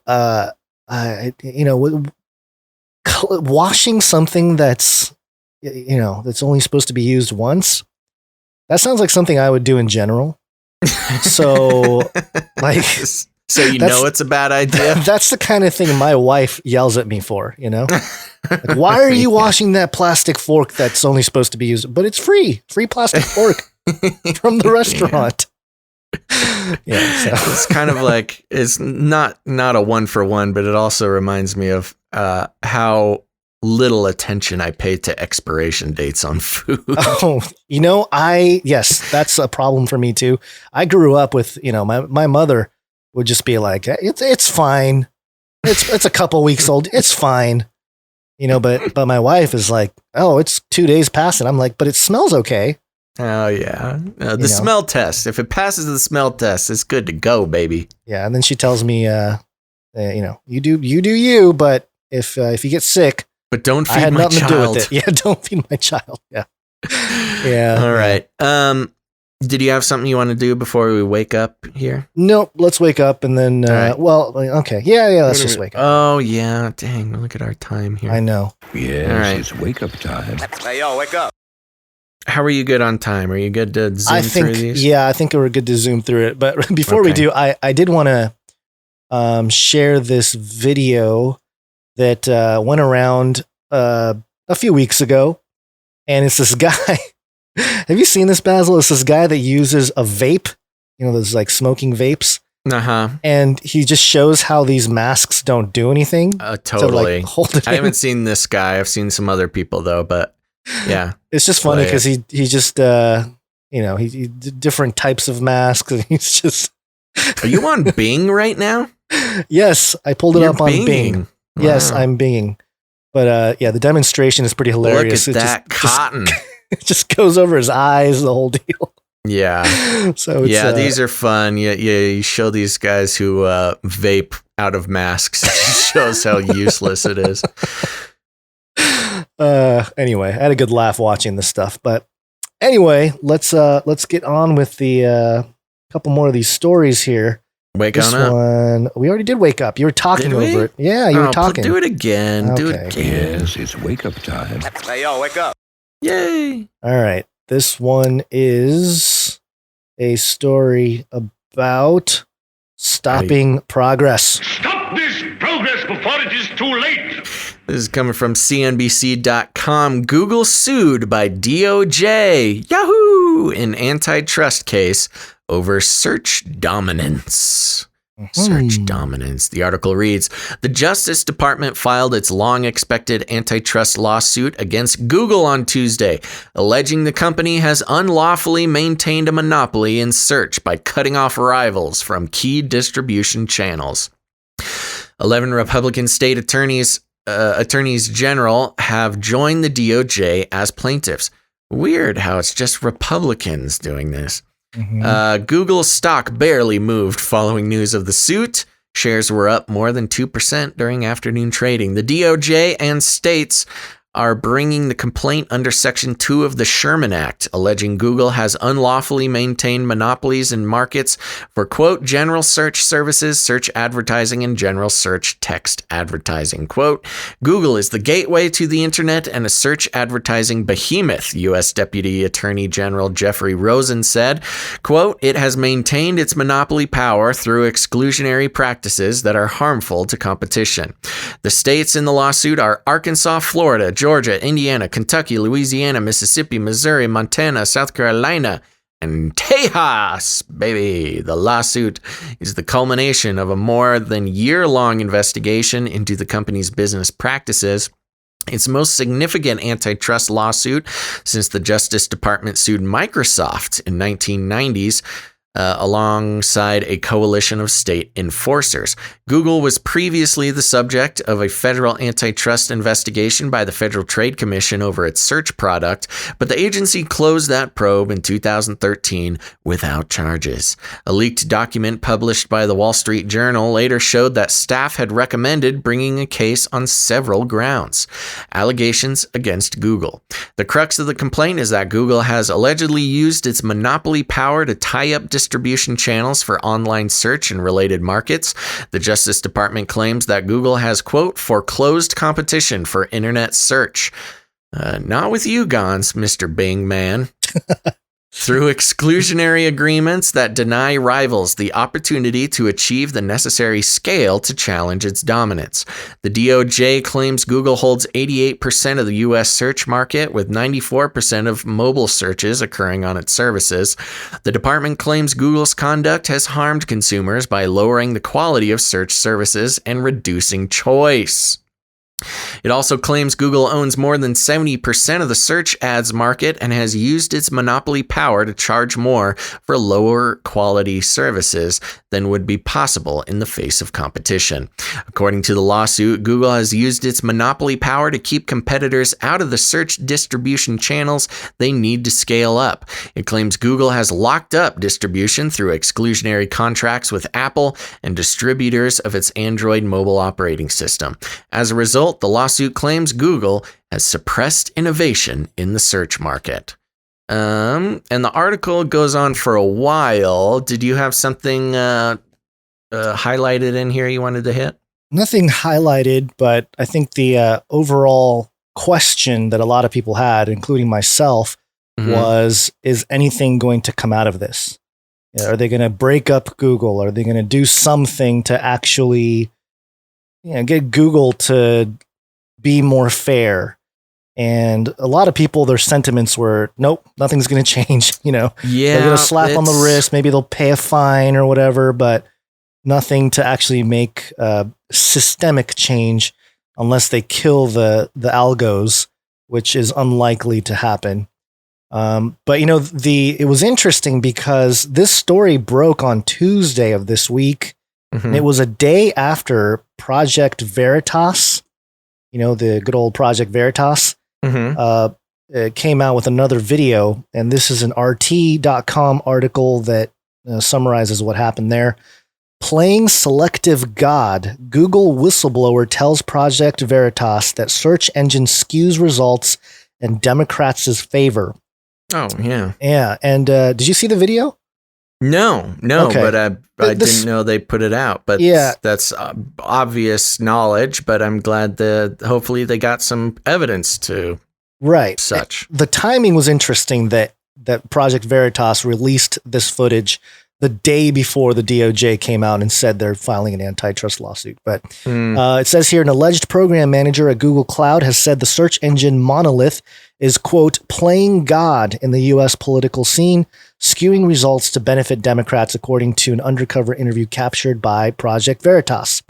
In footage published on Monday, the conservative media watchdog shared around 8 minutes of an interview with a man identified as Ritesh Lakhkar, said to be a technical program manager at Google's cloud service, who accused the company of putting its thumb on the digital scales for the Democrats. Quote, the wind is blowing towards Democrats because GOP equals Trump and Trump equals GOP. Everybody hates it, even though GOP may have good traits. No one wants to acknowledge them right now, Lakhkar said when asked whether Google favors either political party. And then has the video here. It's kind of, I would play the audio or at least the video and the audio, but it's a little bit muffled as these like undercover videos are. They have to caption it to see, to hear exactly what they're doing. So I'll just continue reading here. While Lakhkar, whose LinkedIn page states he worked at Google since May 2018, did not specify exactly how the company gives an edge to certain political viewpoints, he suggested the platform is selling favorable coverage to the highest bidder. Quote, it's skewed by the owners or the drivers of the algorithm. Like if I say, hey, Google, here's another $2 billion. Feed this data set on whenever Joe Biden is searched. You'll get these results, he went on, blasting big tech firms for, quote, playing God and taking away freedom of speech on both sides. It's interesting. He mentioned both sides there. Lakhkar complained of a suffocating, overly political atmosphere at Google, where he said, quote, your opinion matters more than your work, recalling a dramatic response to Donald Trump's 2016 election win at the company. Several media reports have documented employees' appalled reaction to the victory, including internal company footage of a meeting soon after the election, where co-founder Sergey Brin is heard comparing Trump's win to the rise of fascism in Europe. Quote, when Trump won the first time, people were crying in the corridors of Google. There were protests. There were marches. There were group therapy sessions for employees organized by HR. I remember hearing about some of that. It's pretty absurd for people to freak out that much over a presidential election. Google, which has yet to respond to Lakhkar's charges, has come under fire previously with allegations of political bias in its search results, with internal documents obtained by Project Veritas last year, suggesting the company maintains content blacklists and yada, yada, yada. We covered some of that before. And this, again, on the heels of a massive purge that has taken place with a lot of our colleagues and friends, even their channels being taken down and just deleted. I estimate probably like 10 million subscribers minimum, probably more if you add them all up. And I'm sure billions of minutes of video or views of content. I mean, several hundred billions maybe. And it's pretty ridiculous. And, we were talking about it when it happened last week, how we sort of said that like, oh, these people are talking about Q, but we mentioned how not all of them were talking about Q or were like super Q Anon fanatics or anything like that. But SGT report, Sean over there, whose channel was also deleted in the process, he stated YouTube in a tweet here, YouTube terminated dozens of channels on 10/15. Do you know what we all had in common? It's not Q. We all cover the issue of rampant pedophilia and child trafficking. That's the common denominator. When did the Hunter Biden laptop hard drive story drop? Party is in panic. So, he's very much, he I know Sean is, supports Trump, and he's a Republican and supports that side of the political party there. But I do think he has a point. I think because of the Hunter Biden story, the channels that would have really dug in and spread that message were all taken down. So I do think there is some truth there to what he says. Yeah, there's some truth, although I would argue that people who really dig into the pedophilia issue and people who dig into the Q stuff is a pretty broad overlap. Yeah, it's a broad overlap. I think they're almost one and the same, I'd say. Yeah.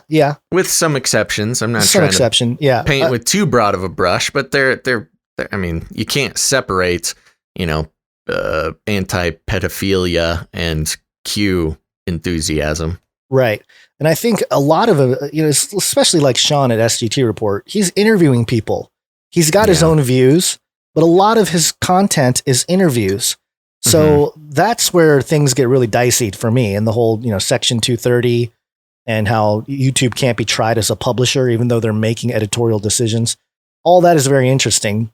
But, part of it too, I do think the pedophilia thing, or at least the story of the Hunter Biden thing, was sort of the catalyst to take down these channels, because I do think they would have been the drivers of that information in terms of like having it spread on YouTube and social media in general, not just the New York Post article. But again, as I mentioned earlier in the episode, I think channels like Sean's SGT Report, among many others, they're kind of, it sucks because they're like collateral damage within this like political staging, this like political theater that's taking place. And because they're just independent people, a lot of these folks, I mean, there could be a couple shills in there. I don't know. I wasn't familiar with like all the channels that were taken down, but the ones that were, that I know, either personally or have communicated with before, they're just independent people. And that's what really upsets me, is like they're being caught up in this political staging, this political theater.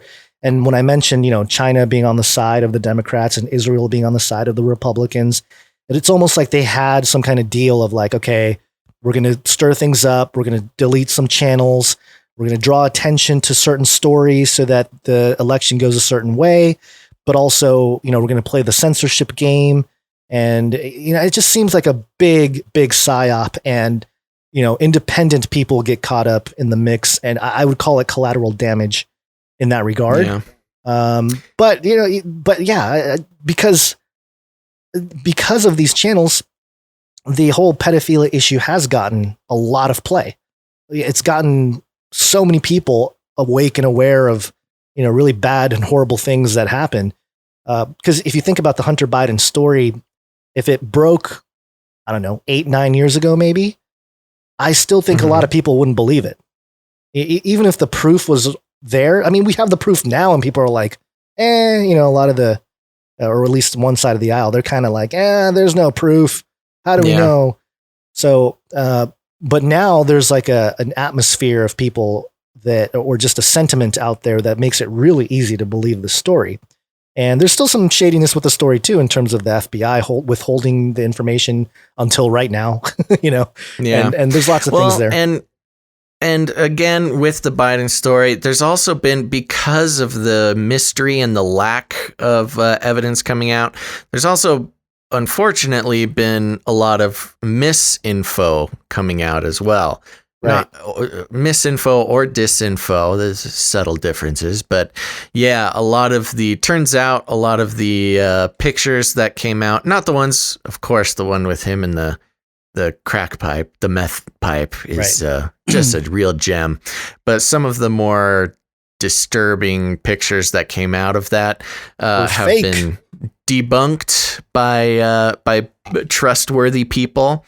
And so it's really given not just the Streisand effect with the Hunter Biden story, but it's also opened up because of the lack of an official disclosure. It's made a lot of space for disinfo to get into the mix. Right. And so, yes, a lot of the pictures you're floating around, that you see floating around, claiming it's Hunter Biden with whatever. Usually it's the more disturbing ones. A lot of those have been credibly debunked by independent people. Right. But that's just part of the problem. When you don't have official disclosure and you have the government, muddying up the facts of an investigation and withholding, information that should be public in a lot of cases. I'm not saying all cases. It leaves room for a lot of, slithery details to get snuck in there, and you got to be careful not to jump right on it just because it's just information that happens to be presented to you. Right. And it is true that Trump in 2017 mentioned how he wants to end human trafficking, and I have a little clip here, just very short, where he mentions it, and I'll mention a reaction to it afterwards here. Sitting down at the conference table. I want to make it clear today that my administration will focus on ending the absolutely horrific practice of human trafficking, and I am prepared to bring the full force and weight of our government to the federal and at the federal level and the other highest levels, whatever we can do in order to solve this horrific problem, getting worse, and it's happening in the United States. So, he goes on from there, but part of me thinks, yeah, every president has this kind of thing, where they get up and they, even the Pope was like, oh, we must end the abuses in our pews and stuff like that. But the other part of it that's interesting to connect this story with, or this moment back in February 2017. So this is like right after he was elected, right after he stepped into the presidency. Just the other day, this is from the Twitter handle Matriarch. They said, wonder why you never heard about Donald Trump's administration work to combat human trafficking. Today, Trump admin announced the first government center for countering human trafficking in the U.S. They asked if the press had don't This is what happened. This is a 51-second clip. Okay, so this is just bear with us if you don't know what's going on. Okay, for reporters, please wait until we have the microphone to you to be able to answer a question. Please state which outlet, your name, and which outlet you're from. Thank you. No. Okay. Do we have any questions to start? There's 4 people on stage. There's 3 people in the audience. This is the chance for the media to ask questions. Do we have any reporters interested in follow-up questions? Just to be clear, give a couple. Crickets. Nobody. Okay, great. Seeing none. Easy. Wow. Great. Thank you all for being here. So there you go. No media. Not a single question about a new department to battle human trafficking. So, wow. So, there is, again, this is like actual stuff going on, not just, peddling the conspiracy theory or whatever it is. Yeah. Certainly the media has done a black hole on anything Trump is doing to actually fight human trafficking. So there is credibility there. And I would say that there is something, that's why I would say to Sean's, thought here in his tweet, there is something to it. But again, you're right. There is a huge overlap with the Q, because Q was really the vehicle that a lot of people, quote unquote, woke up to the whole human trafficking problem. Totally. And again, there were a lot of people mentioning it before. And, this is a long-standing issue. The other part that I wanted to mention, tying it back to Google here, because Google is the one complicit, there's a website called resilienttruth.com. It is something that a friend of ours, we'll call him producer Greg, put together. And he has a document here that we have linked. we'll have linked in the Canary Cry News Talk website. Mm-hmm. He who controls the information controls the world. Google's behavioral modification goals include the de-ranking of Christian websites.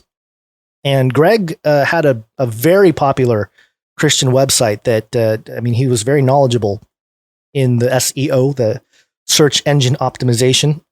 And he has seen massive censorship within Google in the last couple years, especially the last year. I think he was saying that it was like almost 80% down in traffic for his Christian, and he knew what he was doing too. So you're linking that document, right? We're sending people to the document. Yeah. Okay. So I think we can just say it then. It's an all about God document there, and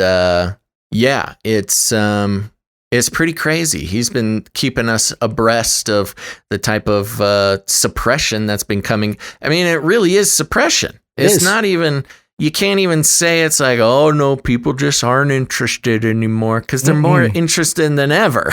Yeah. But he's reporting, like you said, 80% decrease in the organic search results for a lot of the types of things that people specifically search to find.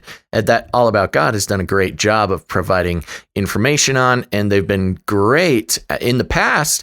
They've been some of the top ranked, search results for a lot of really important questions surrounding. I mean, not even like, tinfoil hat stuff, just basic, like straight regular God stuff. Christian questions. Yeah. It's wild. Yeah. And I just want to read a couple sections from here. Not a whole section, actually, just a couple paragraphs. There's a section called Google and Behavioral Modification. And he says in the document, Dr. Robert Epstein, unfortunate name there, a research psychologist for nearly 40 years, has published a scientific paper on what he calls the search engine manipulation effect, SEME.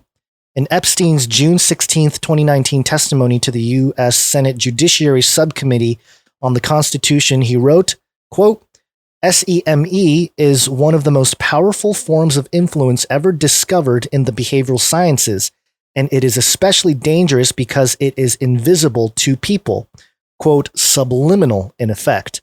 It leaves people thinking they have made up their own minds, which is very much an illusion. Worse still, the very few people who can detect bias in search results shift even farther in the direction of the bias. So merely being able to see the bias doesn't protect you from it.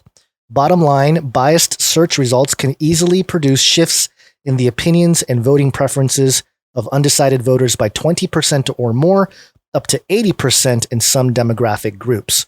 So that's a scientific research paper that obviously, they're not going to share on Google because it's bad on Google here. So what can we do about it? Because, that's a question we get a lot, so what do we do about it?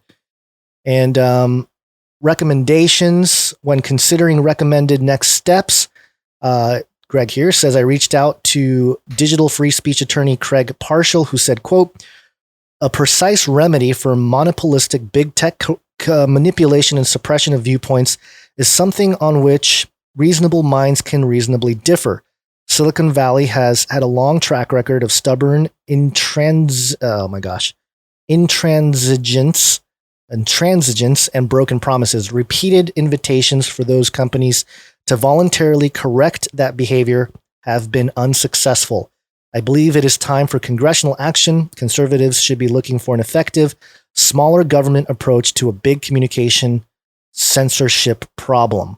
So part of it, really, Basil, it's up to folks like us to, really just do our own thing. And it's going to require our own knowledge of technical skills and to, have our own sort of platform and distribution methodology. And it's not easy. It's not an easy thing, but that's kind of the only solution here. Further on in that document, they talk about the steps that they've taken at All About God to maintain endurance and resilience in cases that technologically based ministries might face in certain cases, and all the way down to, lining the workspaces and electronics and vehicles and stuff with anti-EMP material. And I was very inspired. I need to get myself some of these anti-EMP material sheets. You could really go to town on that. Who needs wallpaper when you've got EMP resistant lining on your walls? Right. Yeah, and they mentioned Section 230, which is the Communications Decency Act, which is what all these tech companies are hiding behind. And I believe Trump had some kind of executive order there, but I don't think anything came of it. And if he gets reelected, we'll see if he actually does something, bigger sledgehammer to that whole thing, which is how these companies are getting away with it. But even still, I still think they're not going to go down without taking everybody down with them, kind of thing, So don't expect much change, even though the DOJ has come out with an antitrust case over Google. But, it's, again, this is partly why, our own sort of due diligence as not just us, you and me, Basil, as content creators, but everybody listening out there to do their own due diligence, their own studying and to search for information, but know that even your Google searches are tailored, and manipulated. And you just got to be watchful, be sober minded, all that stuff. So, just wanted to wrap it up with something of a positive outlook. It's not that positive, but it's at least some action.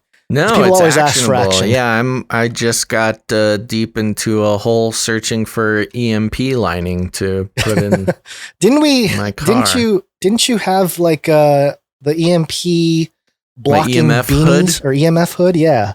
Yeah. Did you ever use that or? Yeah, I wear it around. It's really weird. And I can't tell if it's a placebo or not, but it's this EMF just hood. It's like a hood on a sweatshirt, but it's just separate. And I'll wear it around the house, and I don't know if it's the placebo or not, but I'll just feel way more relaxed. Like the anxiety goes away, everything. I talked about a while back starting my website called Basil's Bunker, and I bought the URLs, but I've not put together the bunker yet, where you can go for all your apocalypse needs. It's just you sipping on it's just me in that hood in bed, just being relaxed, just sitting and waiting, chilling. Yeah. So anyways, I'll get on that once I have just a second one of these days to do something. But all right, sounds good. Let me look real quick, make sure we're not forgetting anything. Do we want to hit the simulation thing? Let's do it real quick. It's short. Let's do it real quick. Here we go. Science is truth. IGN.com. There's a 50-50 chance we really are living in a simulation, scientists say. They've been talking about these simulation things. Of course, Elon Musk being a big propagator of that idea. But 50-50 chance, they're putting a number on it. I know. It's crazy. Some scientists believe that there's a 50-50 chance we really are living in a simulation. And now we have to wonder if The Matrix is looking more like a documentary than science fiction. Hey, welcome to the club. What did I use? What have I been saying that all these science fictions are just documentaries? I know, man. Stole our line. They're all stealing our material. I know. In a report from Popular Mechanics via Scientific American, some scientists believe that the odds that life as we know it is a simulation could be as simple as a coin toss. This 50-50 coin toss approximation comes from the Scientific American cited odds of 50.2222 to 49.77778 when determining whether or not life is a simulation. Okay. Scientific American and subsequent Popular Mechanics cite philosopher Nick Bostrom's 2003 paper, Are We Living in a Computer Simulation?, to explain where odds like the ones come from. Okay, let's see where they come from. Quote, I argue that at least one of the following propositions is true, Bostrom says in his paper. 1. The human species is very likely to become extinct before reaching post-human stage. 2. Any post-human civilization is extremely unlikely to run a significant number of simulations of its evolutionary history or variations thereof. 3, we are almost certainly living in a computer simulation. It follows that belief that there is a significant chance that we shall one day become post-humans who run ancestor simulations is false, unless we are currently in a simulation.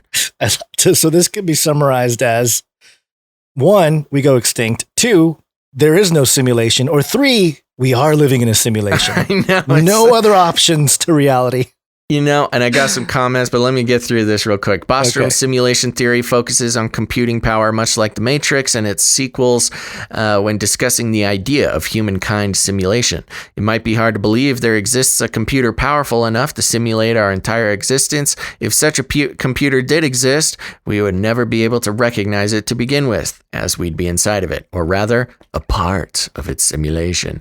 Bostrom's theory of simulation sees the odds at nearly 50-50, and Columbia University astronomer David Kipping used Bostrom's theory as a guide for arriving to his own odds. Kipping's theory dictates that simulations cannot spawn their own additional simulations. Why?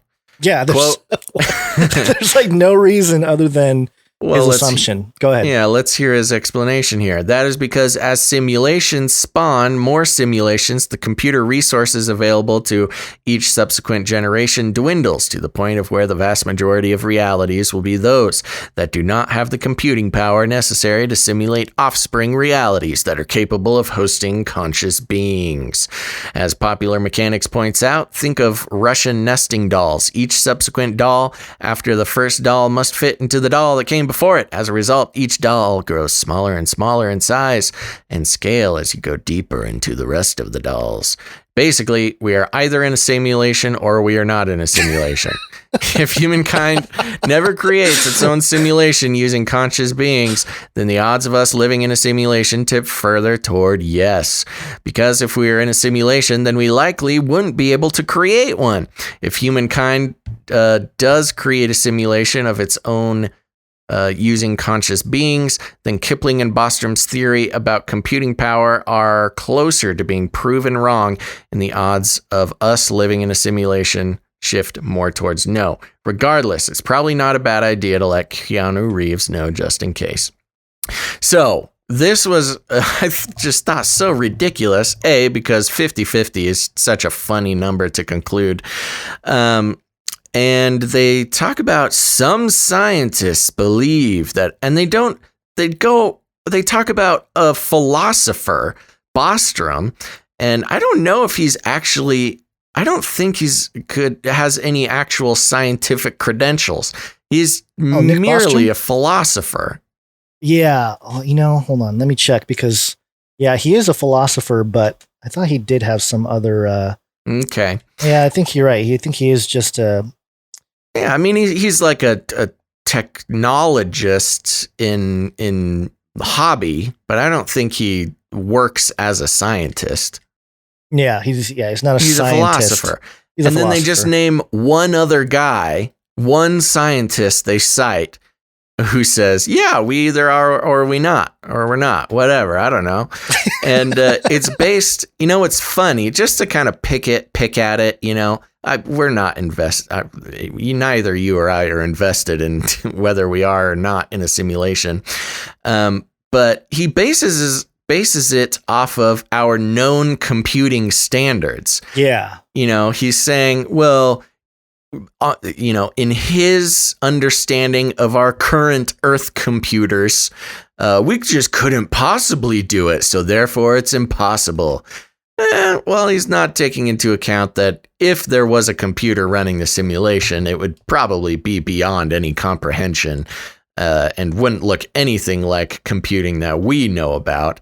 And so saying that there's no computer powerful enough is just sort of a silly point to make. But, when it comes to philosophizing about simulations or not, I think it's much more interesting the concept of the mind of God simulation. Mm-hmm. Have you heard this term before? I've heard the phrase, yes. Yeah, so the mind of God simulation is basically, maybe we're in a simulation, but it's not happening in a computer.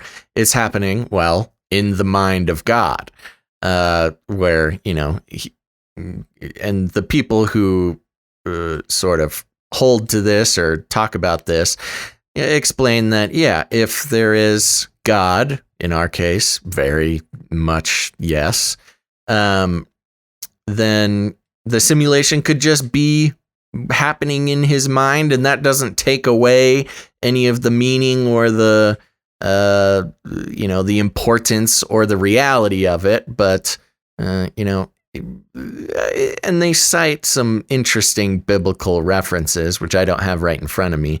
But, in the case that God exists and created all things and created things with, words and such, that's probably the most relevant version of a simulation theory. Yeah, we played this clip. I'm trying to find it, and I can't off the cuff here. But we played and this is a while ago now. Might be worth looking into again. But Dr. William Lane Craig, he's one of the most prolific Christian apologists out there and philosophers. He had a debate with this guy who was saying, well, maybe we live in a giant supercomputer, and William Lane Craig was like, well, what are the characteristics of the supercomputer? Oh, this computer is all knowing. It's all, yeah.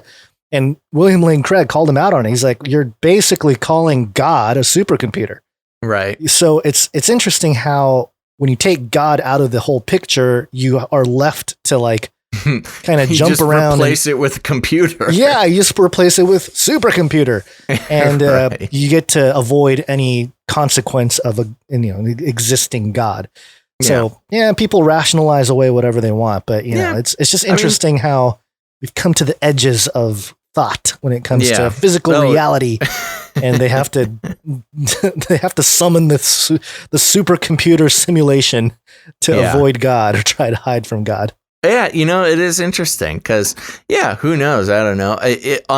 On a certain semantic level, you could say it is a simulation in a lot of different ways, but you don't need to base it on our current understanding of our puny human computers. Right. And, like I said, I'm not invested in any of the simulation theories, but I think the mind of God simulation theory is interesting enough, and there's some interesting biblical references. I saw somebody mentioning it in the chat let's see, let me just pull it up here so I don't, quoting it from the chat here, not from the Bible, because I'm not pulling it. It's just easier to pull it up. In him we live and move and have our being. So it's kind of taking that semantic language from the Bible and applying it to what could be considered a mind of God simulation. Right. But there you go. We're not pushing it, but it is an interesting concept. Yeah. All right. Anything else? That's it. I've Look run at out. that. Yeah, we're only 45 minutes past time. I know. I just gotta get out of here. Yeah, sorry about that. All right, we'll wrap it up here. First of all, thank you, dear listeners, and everybody in the chat. Give a big rousing round of applause for our producers for this show. It is because of them that we're able to keep doing the show, especially on the schedule that we do it. I saw at least one more producer came in after the producer section. And we will get at you on next episode. Remember, put it on your calendar, folks. Friday, the 23rd, Friday, October 23rd, will be the next show sometime between noon and 3 p.m. Pacific Standard Time. So make sure to put it on your calendar. Turn on notifications. Follow us in multiple locations, platforms online, so you don't miss the show. And remember, we'll need some more producers for next show on Friday. So hit us up at patreon.com/CCNT for Canary Cry News Talk, patreon.com/CCNT. And remember, it's an investment in your own media, not even just your media. It's an investment in a correction of the propagation and funding of media in general. No longer shall we be slaves to the global theology of advertising and economy.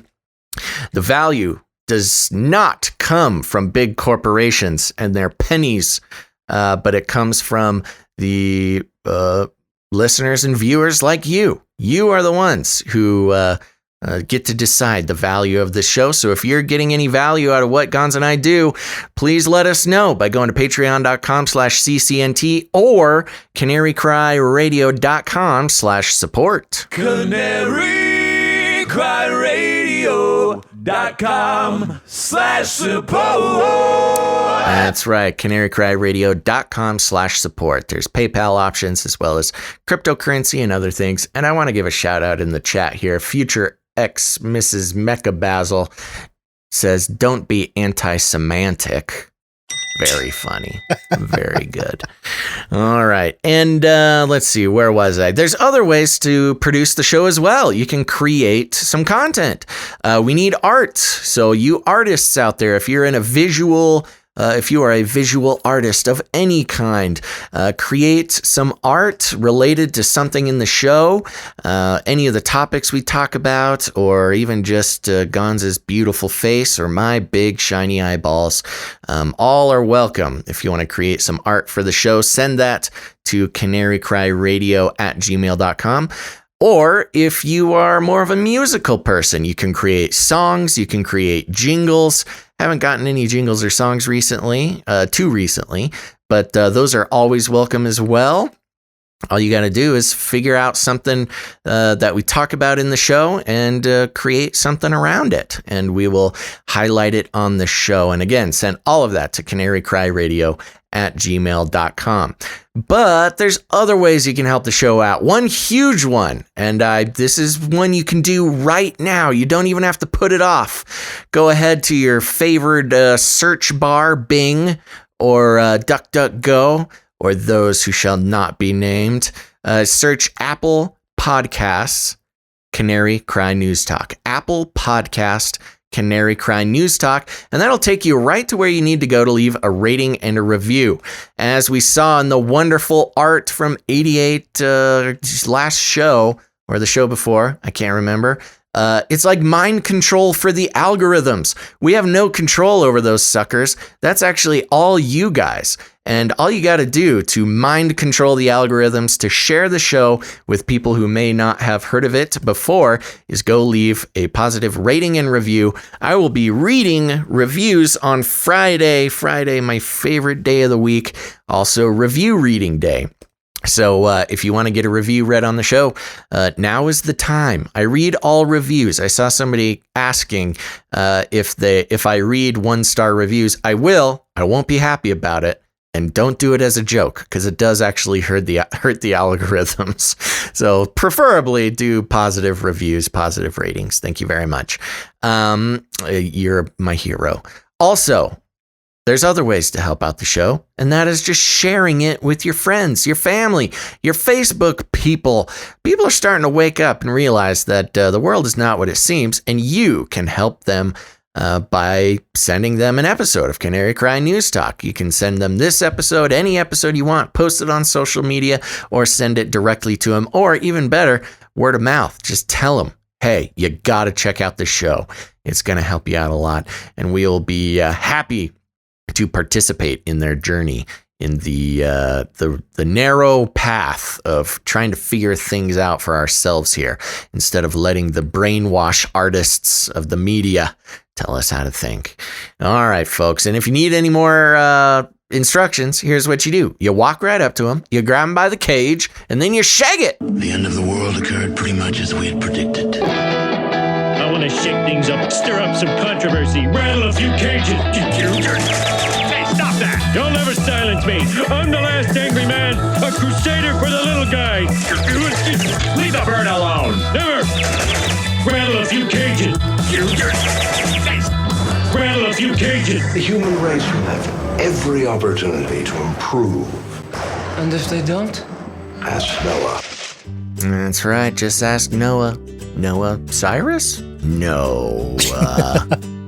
All right. Remember, hashtag as in the days of Noah. Days of Noah. Make sure to follow me on Twitter, Basil_Rosewater. Follow me, folks. It's a good time. And Gons, any last words? It's my birthday.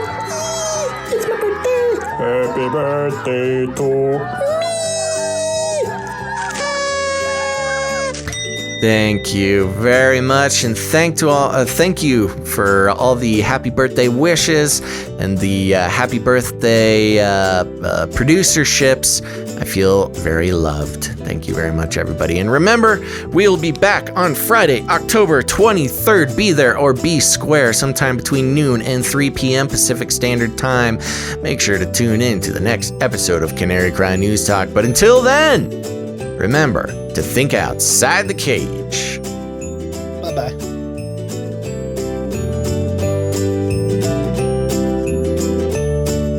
Canary in the coal mine. I'll keep you warm and safe in my people zoo. Look it up. Called it. Remember, reality is an illusion. The universe is a hologram. Buy gold. Bye! I wanna shake things up, shake things up. I wanna shake things up, shake things up. Leave the bird alone. I wanna stir up some controversy. I wanna rattle a few cages. I wanna rattle a few cages. I'm the last angry man. You'll never silence me. I'm the last angry man. I'm the last angry man. You'll never silence me. I'm the last angry man. A crusader for the little guy. Little guy. Little guy. Well, we'll see about that. Whatever, Illuminati.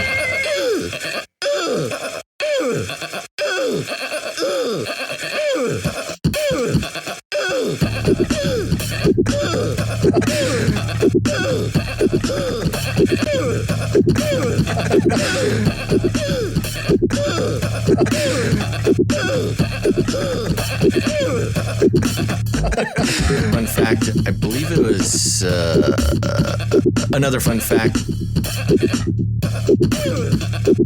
Fun fact. Another fun fact. Brings me back to my Screamo days.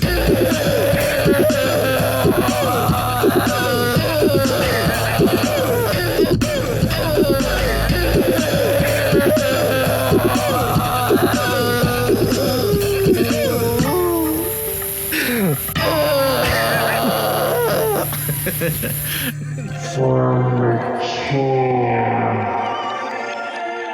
Pot, that's where I started. Light up a huge blunt. A joint. Give everybody magic mushrooms. Smoke. The CIA, lots of intelligence agencies have tested secretly dosing communities. LSD. Psychoactive pills should be covertly administered.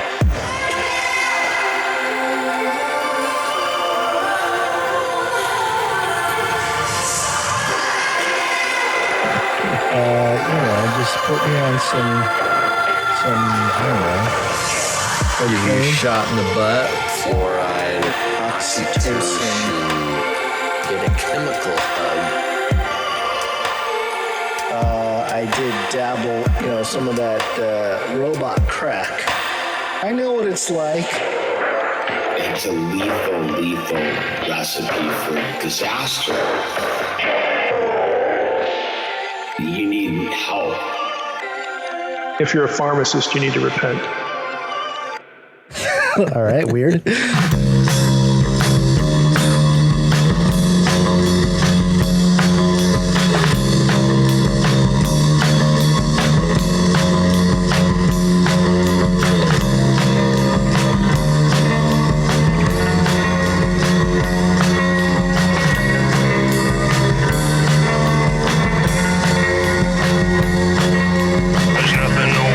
On my color TV, none of the snooze is what I want to see.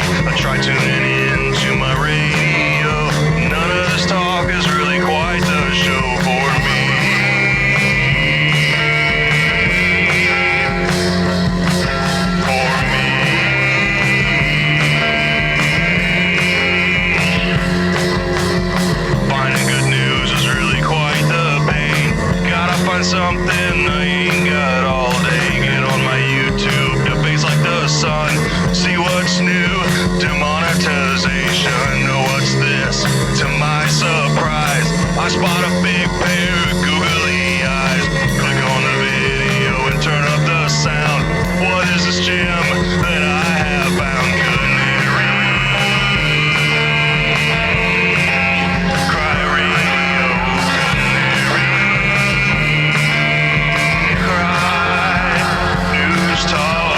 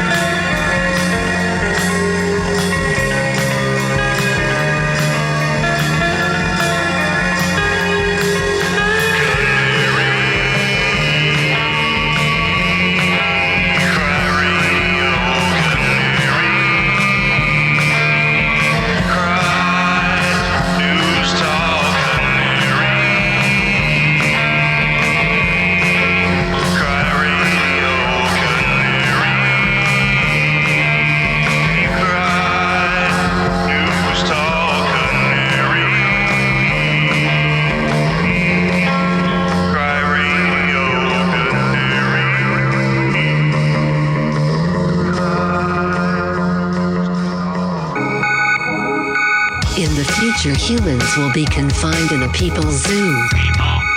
I'll keep you safe and warm in my people's zoo. I'll keep you safe and warm now in my people's zoo. You and you in my people's zoo. I'll keep the cameras on.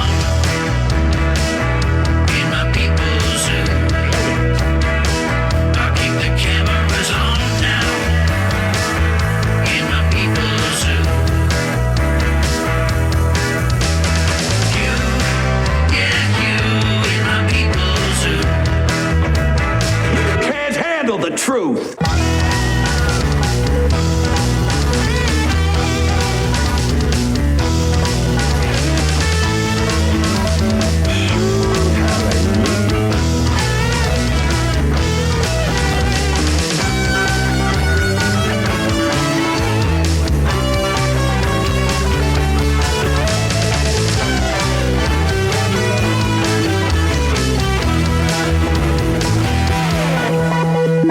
You're fat and sassy in my people's zoo. I'll make you fat and sassy in my people's zoo. You, yeah, you, yeah, you, in my people's zoo. I'll keep you warm and safe in my people's zoo. Son of a bee sting.